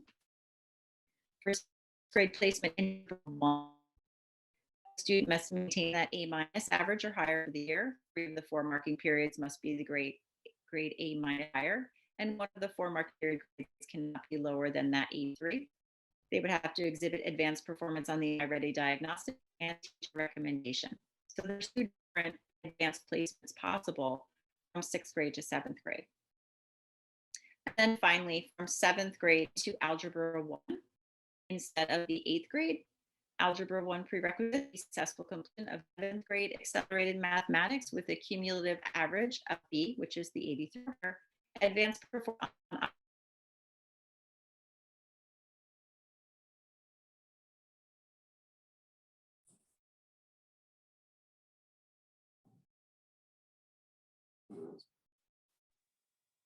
Did we lose Did we Principal lose Kidd? Mrs. Kidd? It sounded like her connection was a little unstable. But you get the idea of the math progression that we reviewed with the curriculum committee. The philosophy behind it is trying to find the most suitable academic placements for students so that they can actualize their potential to the greatest extent possible. And we also think it's very important to have more than a single measure of assessment to determine where that student belongs at that particular time in the student's career. So that's why we have those multiple means of My assessment. apologies, my internet cut out. Can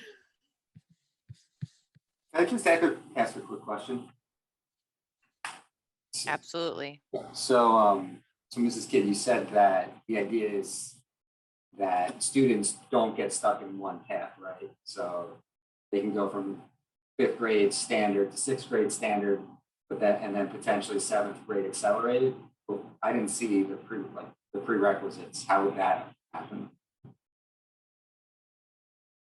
So we're trying to build more flexibility in it, because what we have seen right now is that the kids, when they get to Algebra 1, there's a lot of gaps.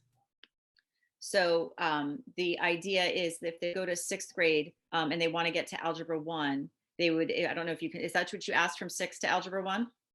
I don't know. I guess tell me what the possibilities are, right? So if everyone starts in 5th grade standard, and then they go to either 6th grade standard or accelerated. Correct. Let's say they go to 6th grade standard. Is there any way for them to then get to 7th grade accelerated? I would say it's not impossible, but it would be rare. And it's something that we want to go through a full year to kind of reassess. In my experience, if you skip, then the kids have those gaps. So That's I know. That's Yeah. That's why, and you mentioned being able to being able to go from one to the next. So Right. that's why So I would never say never. That's kind of the key, is you never want to say never, because sometimes developmentally a student may not be ready to have those mathematical skills, and then all of a sudden the light bulb comes on. So that's something that we would always be open to. But the normal progression would be that once you're in 6th grade, you would go to either the 7th grade accelerated, or Algebra 1, and you need to meet those prerequisites. I think Adam's point may be, and sorry, Adam, if I'm not articulating this what you thought, but maybe it's a little bit early to be pigeonholing kids at their skill level in math. And is there a way that they can get there? Is it going to be grades? Is it going to be other tests? Is it, I myself am a late bloomer. No, absolutely. And you're right. Way past 6th grade, by the way. Yeah, so we would use those 3 different, we would still use those 3 different measures. We would look at their grades. We would definitely use the iReady diagnostic information. What iReady tells us if a student is on grade level below or above based on New Jersey learning standards. So that really gives us an indication. And also the teachers do a lot of pre-assessments within their math classes. So if we recognize that a child already knows or has the aptitude to learn very quickly, we would not stop them from accelerating. Thank you. No, thank you. Again, I apologize for my internet deciding that it didn't want me to talk to you anymore. Does anyone else have any other questions about the progression? I've heard it before, in the curriculum committee. Mine is more of a comment. I'm just happy that we're at least developing something, that there are a set of rules, of standards, because that definitely, prior to yours and George's arrivals, that there really was not a clear cut of, set of standards for the kids. It was a bit of a free for all. So I am happy that something is being developed.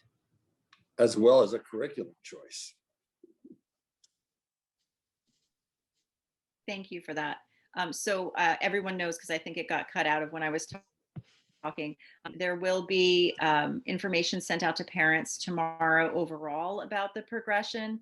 And then teachers will be sending out the student course placement letters next week. So everyone will have the information before the last day of school from their 5th, 6th, and 7th grade teachers as to what courses they're being placed in for the following year. So if they have any questions, they can reach out to the teacher or myself.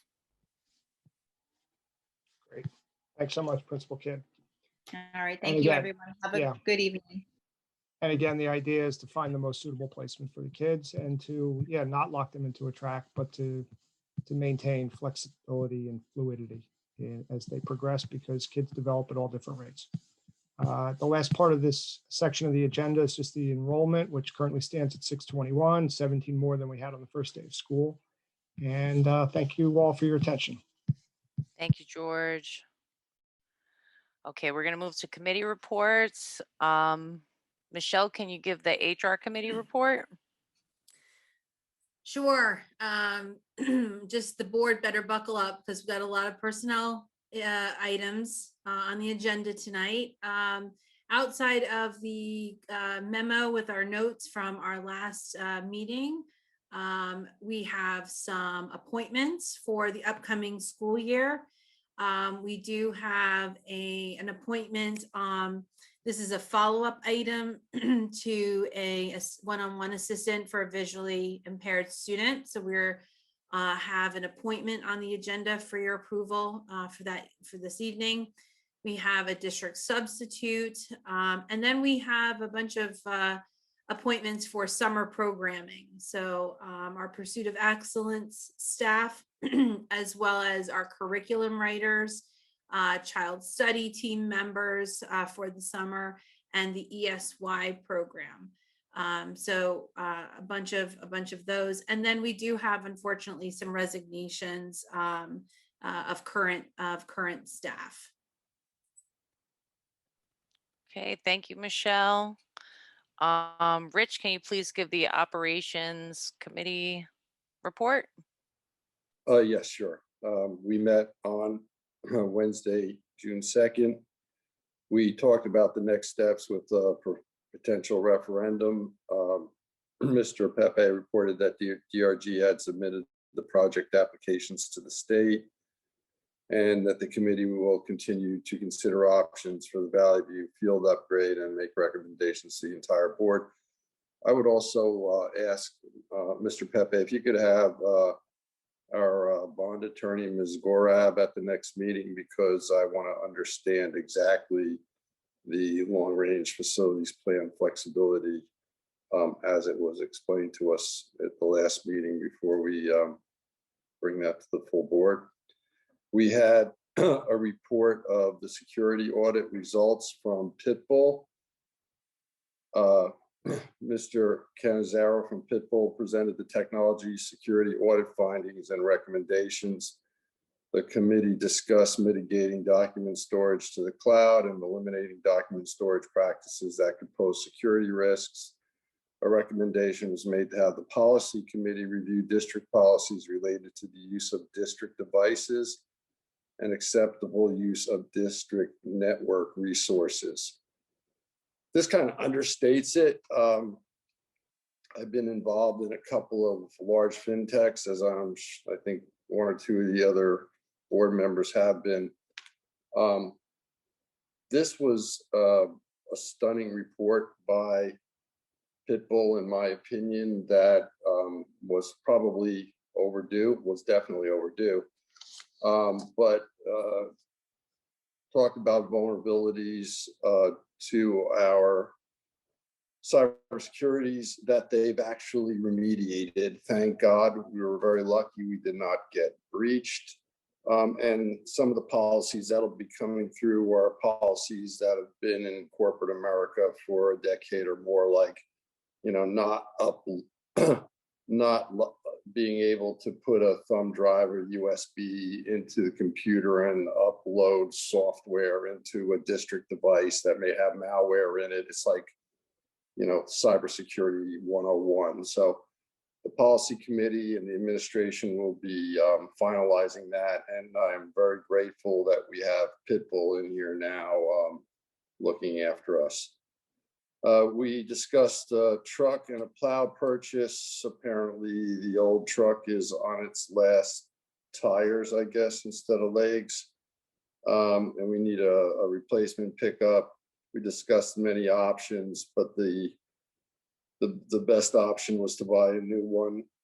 We talked about, maybe this could be part of a shared services agreement with the town, but that had already been explored with the town by our administration. Mr. Pepe then updated the committee on the progress of coordinating the use of Phillips Field. There was concern about the maintenance of the bathrooms. Mr. Pepe has reached out to the Little League, who has not responded as of June 2nd. I don't know if that's changed. Mr. Pepe also shared a request from the Little League to help with the cost of fence work on Grant and Barrett Fields. The committee asked Mr. Pepe to seek clarification on whether the work is needed to address safety concerns. My own observation is not noted here, but as the chairman of the operations committee, I noted that this shared service agreement is just taking too much time for too simple a thing to work out. So I would urge our administration and the town to get together and wrap this up. We discussed the Federal American Rescue Plan allocation, and we have CARES money has been allocated to Watchung. Great news for $247,832. And we're awaiting guidance regarding the allowable use of these funds. The application is due in November, and we have to create a safe return plan, which Mr. Alexis alluded to in his opening remarks. We have the Mr. Pepe informed the committee that the federal government has appropriated additional E-rate funds for emergency connectivity. The district will be able to apply for these. It's intended to assist remote learning. And we have a bunch of agenda items for the next meeting that I don't think we need to go into. They'll be published to the board. Thank you very much. Thank you, Rich. Jen, can you go over the curriculum committee report? Yes, the curriculum committee met on Thursday, June 3rd, from 4 p.m. to around 7 p.m. We covered quite a few topics. We got an update on the ongoing preparation for the 8th grade graduation.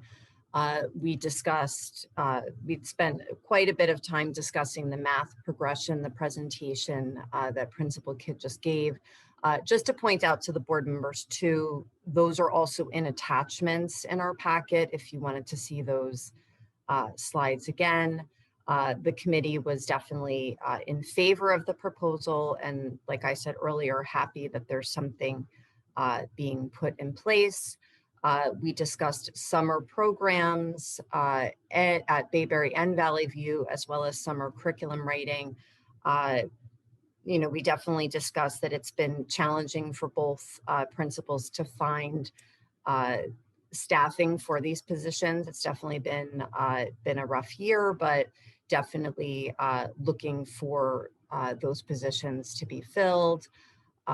We had our update from Mrs. Datota on ESY, and we discussed at length, let me go back to my other page here. We discussed at length possible proposed changes to the Valley View schedule. Principal Kidd outlined the benefits and answered questions from the committee. We were definitely in favor of longer periods, but the consensus of the committee was that we need to balance our language arts classes with our math classes. Currently, it really comes down to that the children are having math 2 or 3 times a week. We'd like to see that a little more balanced out. Dory, that's it. Did you want me to update on Yes. the step? Yes, Okay. yes, I would appreciate that. Thank you. At the end of the meeting, we've also kind of been discussing a STEAM committee and understanding that, technology changes rapidly. We decided to explore what is currently taking place in the STEAM program after 2 years of it being built, and then any needs for upgrades in the educational experience for students.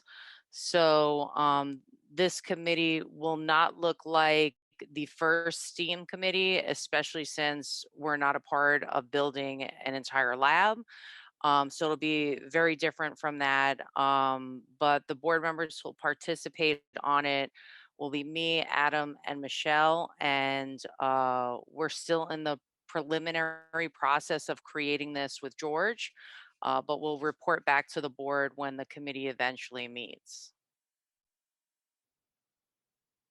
And then Joe, can you please give us an update on policy? Sure. So there really was no need for a full committee meeting this month. We only have 1 second reading for policy and regulation that's on the agenda tonight for eligibility of resident and non-resident students. However, to Rich Buccarelli's point, on the operating committee meeting, we had a pretty fulsome discussion about the necessity to refresh and update policies and regulations associated with personal devices and other technological aspects of school practice with the input from the vendor Pitbull. So we needed more time for that in an effort to give the administration time to gather the policies, procedures, and in the next meeting in July, we will probably extend the meeting and go through all of those relevant policies and regulations to see where we should be making updates and get guidance from the vendor with regard to activities that should either be discontinued because they could pose a cybersecurity risk or other enhancements or changes in practices which are market standard. So we'll be evaluating those next. Okay, great. Thank you, Joe. Rich, can you give the legislative liaison update? No update this meeting. There are several bills on the governor's desk that have not been signed yet. Okay, great. Thank you. Adam or Amber, community engagement liaisons? The only one would be, hope everyone can attend Juneteenth on June 19th at Mogus Field, 1 to 3. I wasn't able to attend that idea committee meeting, Dory, unless you have any updates other than that. I do. Good, thank you. I made sure to take notes. So we spoke about the Juneteenth celebration, like you said, which is on June 19th from 1 to 3 at Mobus Field. We also discussed the list of books that were provided, and the list will be shared by George to the principals. And the idea is to begin incorporating them into the 21-22 school year. We also discussed incorporating Amistad Commission curriculum and the social studies curriculum, which is will be written over the next 2 summers. And then that was our last meeting for the school year, and we'll resume our meetings in October. So that was pretty much what we did. Are there any other community engagement? Are you guys good? All right, you guys are quiet, so I'm thinking you're good. All right, Michelle, can you give the Somerset County Educational Services Commission liaison update? There are none for this week. Okay, Jessica, the Somerset County School Boards Association liaison No, update. no update from me either. Amber, the New Jersey School Boards Association update. Yes, the NJDOE released a summer learning resource guide for schools. It's for the social and emotional gaps that were created in 2020. And then the second thing is they are also, one second, let's go back to my notes for this.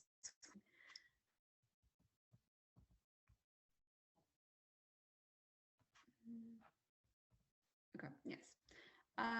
And the other one was that the state must submit its plan for the ESSER3, which is also known as the American Rescue Plan, for state set aside funding to the federal government by June 7th. And the New Jersey is just required to solicit its stakeholders, and some school districts provided what they have used the funding for and what they possibly will be using any remaining funds for. And that's it. Okay, thank you, Amber. Community engagement for the PTO, Mrs. Eisenberg Connecton. Is there any update? Good evening, everyone. This is my final update from the Watchung PTO as this year's PTO president. So I just wanted to thank everybody on the Board of Education, our school administration, all of the families and kids. This has certainly been a fun year and not one that I've ever expected to be experiencing with my child in kindergarten. But a big thank you to everyone. I've asked a lot of the district. We've had a lot of crazy ideas, and time after time, the administration has stepped up and said yes repeatedly to almost all of our crazy ideas. I feel like the only time we've heard no from this administration was when we asked to have goats in a petting zoo at Food Truck Friday. That was, I think, the first time we got a no, but every other request, idea, thought was a resounding yes from the administration and a resounding yes from our families, our students, and our community. So thank you all for being in support of the PTO this year. We are going to be continuing our Food Truck Fridays through the summer. So please come join us every Friday at Bayberry from 4 to 8 p.m. And we will also, we are proud to be partnering with IDEA for Juneteenth, and we'll be supporting their celebration on Saturday, June 19th as well. Again, thank you for a delightful year. The PTO, and I've said this 1,000 times now, has really been the bright spot of the year for me. And I hope that we are able to give some of that brightness and some of that joy back to our community. So thank you.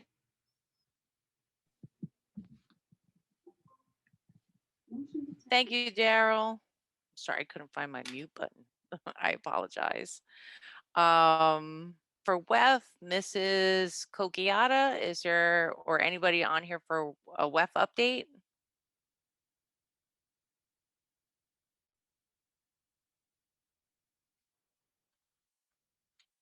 No. Okay. And then Miss Newsome or anyone from the CPAG, is there a CPAG update?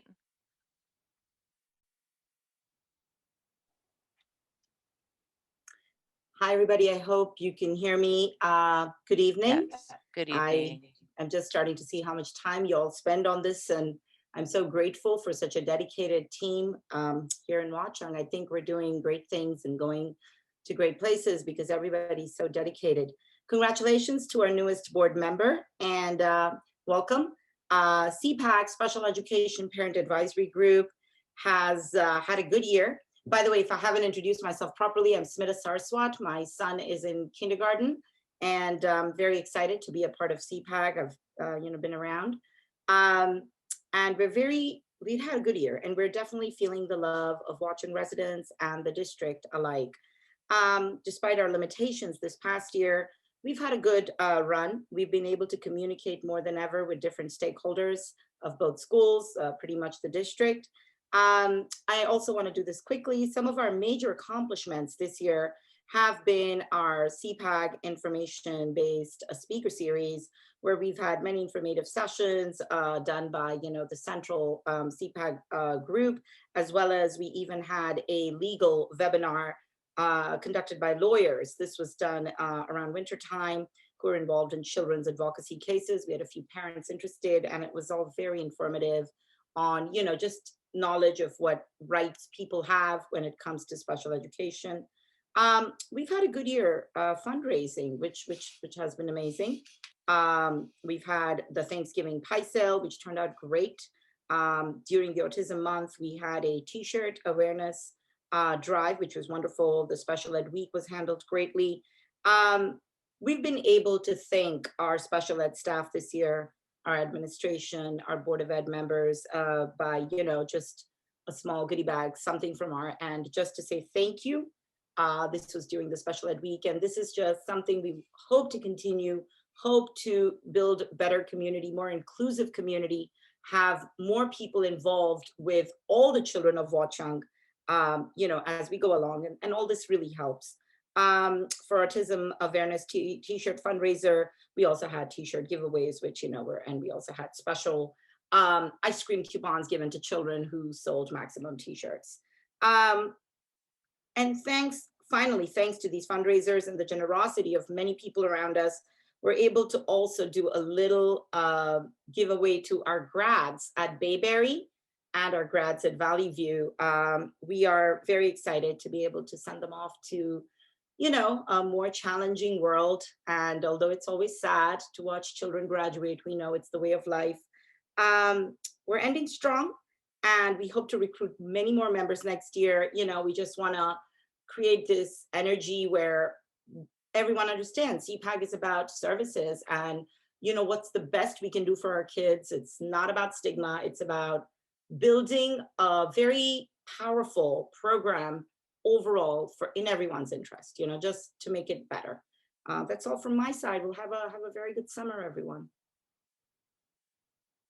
Thank you so much. Same to you. Mrs. Williams or anyone from the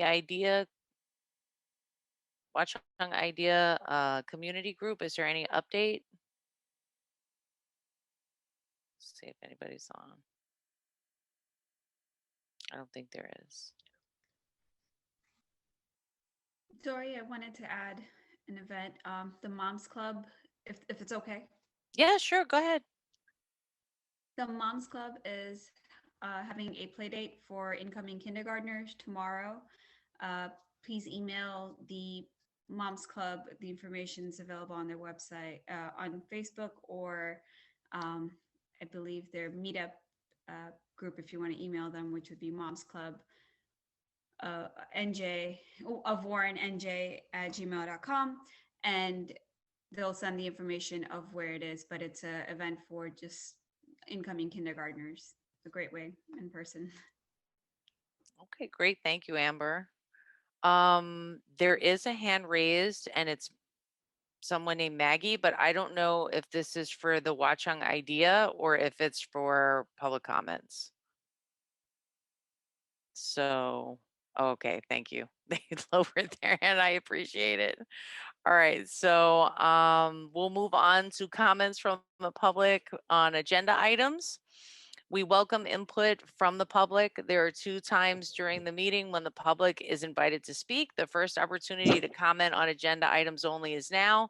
The second opportunity for public comment is towards the end of the meeting. Total time allotted for public comment is 30 minutes. Before you make your comment, please state your name and address.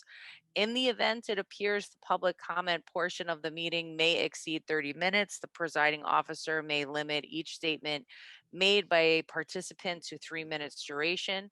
Comments submitted to the board secretary prior to the meeting will be read first. Our public forums are not structured as a question and answer session, but rather are offered as opportunities to share input with the board. In instances where the board feels a response is needed, the presiding officer or superintendent will address the comment. New Jersey statutes do not permit the board to discuss personnel or hiring in public session. Names of students should not be used. Mr. Pepe, will you please read the statement due to recording of this meeting? Members of the public should consider their comments in light of legal rights of those affected and identified in their comments, and be aware that they are personally, legally responsible with potential liability for comments that they make to the board. The board shall not be held liable for comments made by members of the public.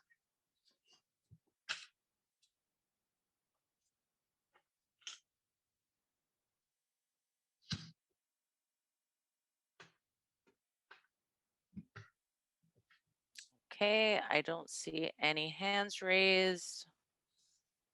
So we're going to move on to action items.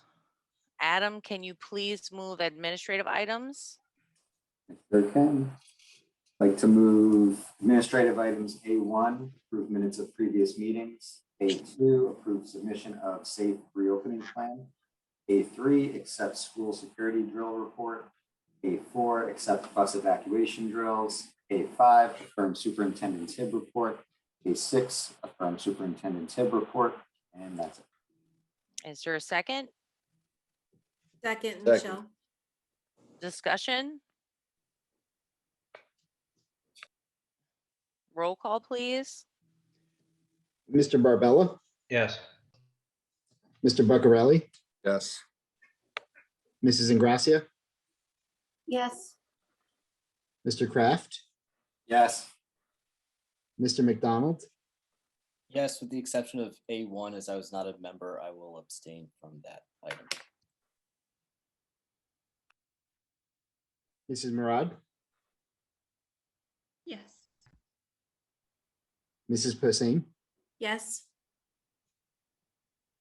Mrs. Sharf, Yes. and Mrs. Harvey. Yes. Okay, motion's passed, one with one abstention. Okay, Michelle, can you please move personnel items? I'd like to move the following items. B1, appoint special education teacher, Valley View. B2, appoint music teacher, Valley View School. B3, appoint one-on-one assistant for a blind, severely visually impaired student. B4, appoint district substitute. B5, appoint summer pursuit of excellence staff, Valley View School. B6, approve summer curriculum writers. B7, approve child study team members for summer 2021 evaluations.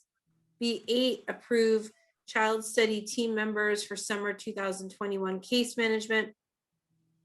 B9, approve certificated staff participation in IEP meetings. B10, approve related services for the 2021 extended school year program. B11, approve special education staff for the 2021 extended school year program.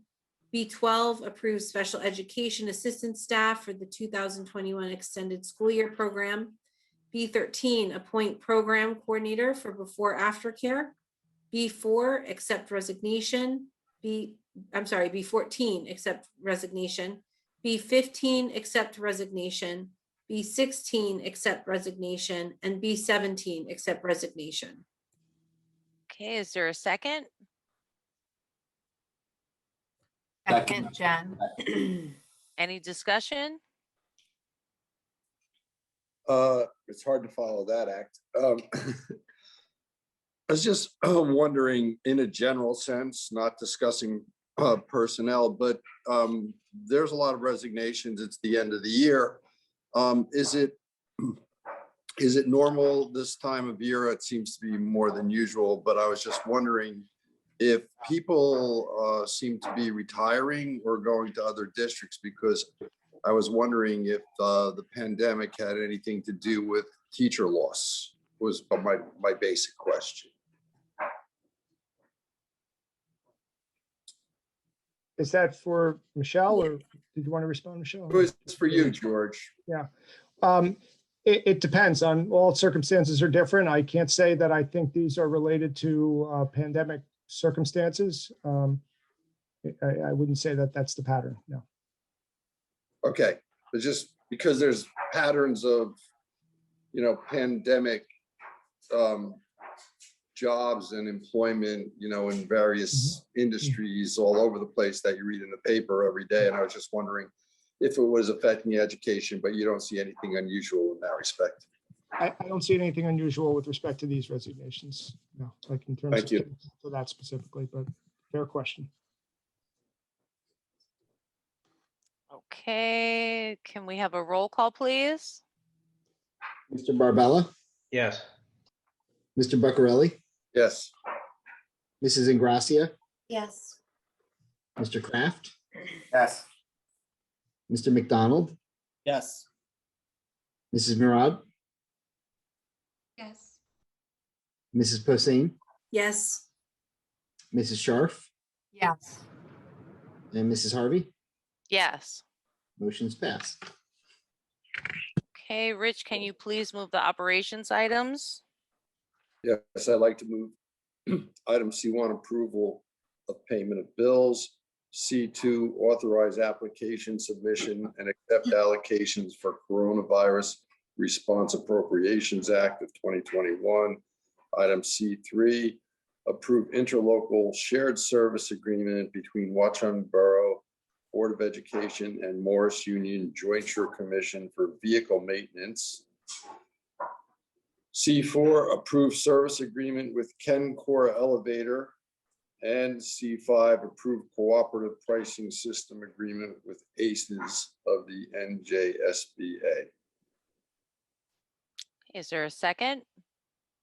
Second, Joe. Any discussion? Roll call, please. Mr. Barbella, Yes. Mr. Buccarelli, Yes.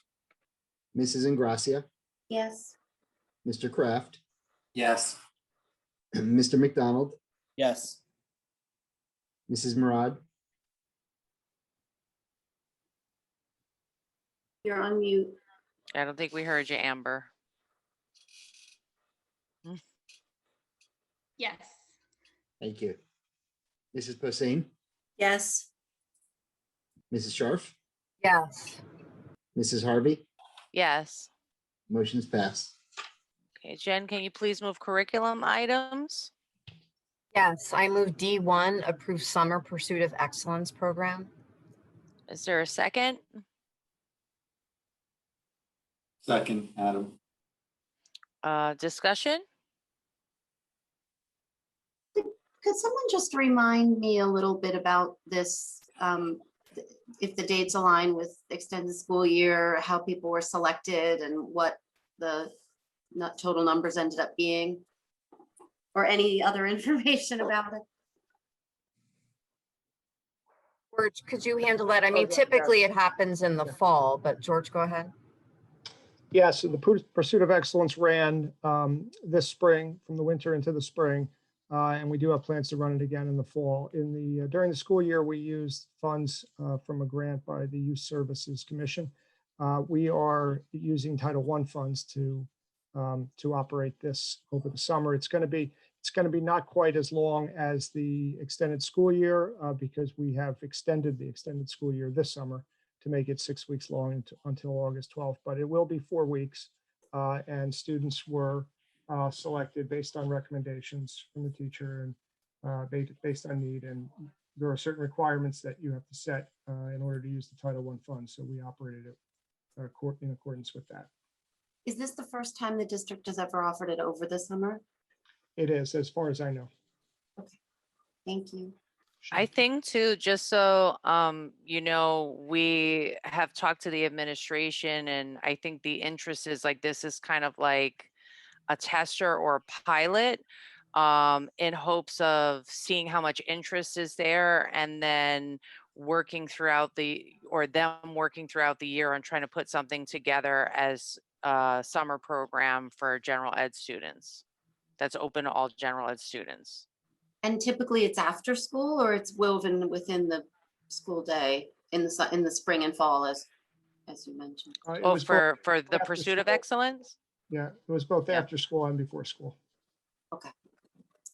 The group running this, there's 2 groups running this summer. There's a virtual group and in-person group. Is there any more discussion on the curriculum item? All right, roll call, please. Mr. Barbella, Yes. Mr. Buccarelli, Yes. Mrs. Ingracia, Yes. Mr. Kraft, Yes. Mr. McDonald, Yes. Mrs. Murad, Yes. Mrs. Posehn, Yes. Mrs. Sharp, Yes. Mrs. Harvey. Yes. Motion passes. Okay, Joe, can you please move policy items?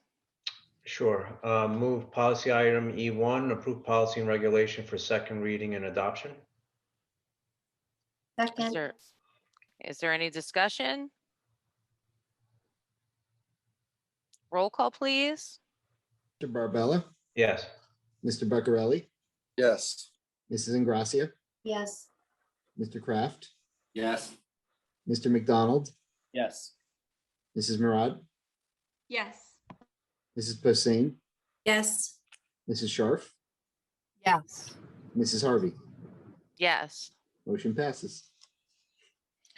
Okay, we're going to move on to board business. We don't have anything listed, but is there any board business to discuss?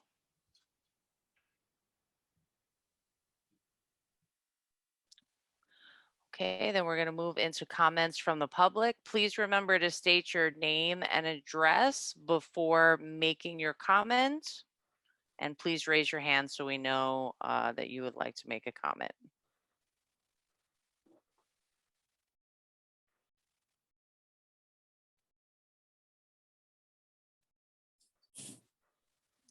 Right, I don't see any hands raised. And can I have a motion for us to go into executive session? So moved. Is there a second? Second. Any discussion? All in favor say aye. Aye. Aye. Any opposed? And Mr. Pepe, oh, sorry. Oh, I'm sorry, maybe it was feedback. Mr. Pepe, can you please read the reason for the executive session? Whereas the Open Public Meetings Act, NJSA 10:4-11, permits the Board of Education to meet in closed session to discuss certain matters. Now, therefore, be it resolved, the Board of Education adjourns to closed session to discuss specific prospective or current employees unless all who could be adversely affected request an open session. Further, be it further resolved, the minutes of this closed session will be made public when the need for confidentiality no longer exists. This closed session may be followed by an open session where action may be taken. I was just going to say, I don't think we're going to take any action after this, just so that the public knows. But do you need us to come back into the public session? Yeah, so you need to come back, have a motion to end All right. the closed session. So and then a then motion this will to be adjourn. open for us to come back. Yes. All right, gotcha. Okay, let's go in. Everybody go to the second one. Thanks.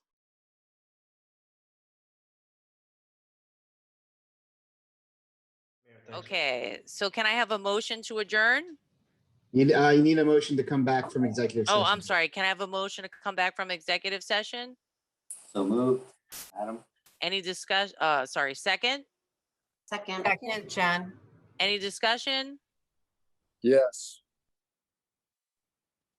Could I please request, as we've done many times in the past, to have one email that tells us exactly what Zoom or Google or what we're supposed to be in, because I think every single one of us has been hunting emails all night to say, what session is this? Executive session number 1, executive session number 2. Is this the public session?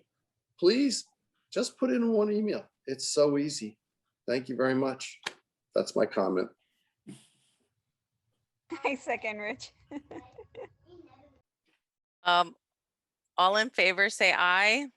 Aye. Aye. Any opposed? Okay, can I have a motion to adjourn? So moved. A second? Oh, seconds. Discussion? All in favor, say aye. Aye. Any opposed? Nay. Thank you for joining us this evening. The meeting is adjourned. Good night, everyone. Bye. Thank you.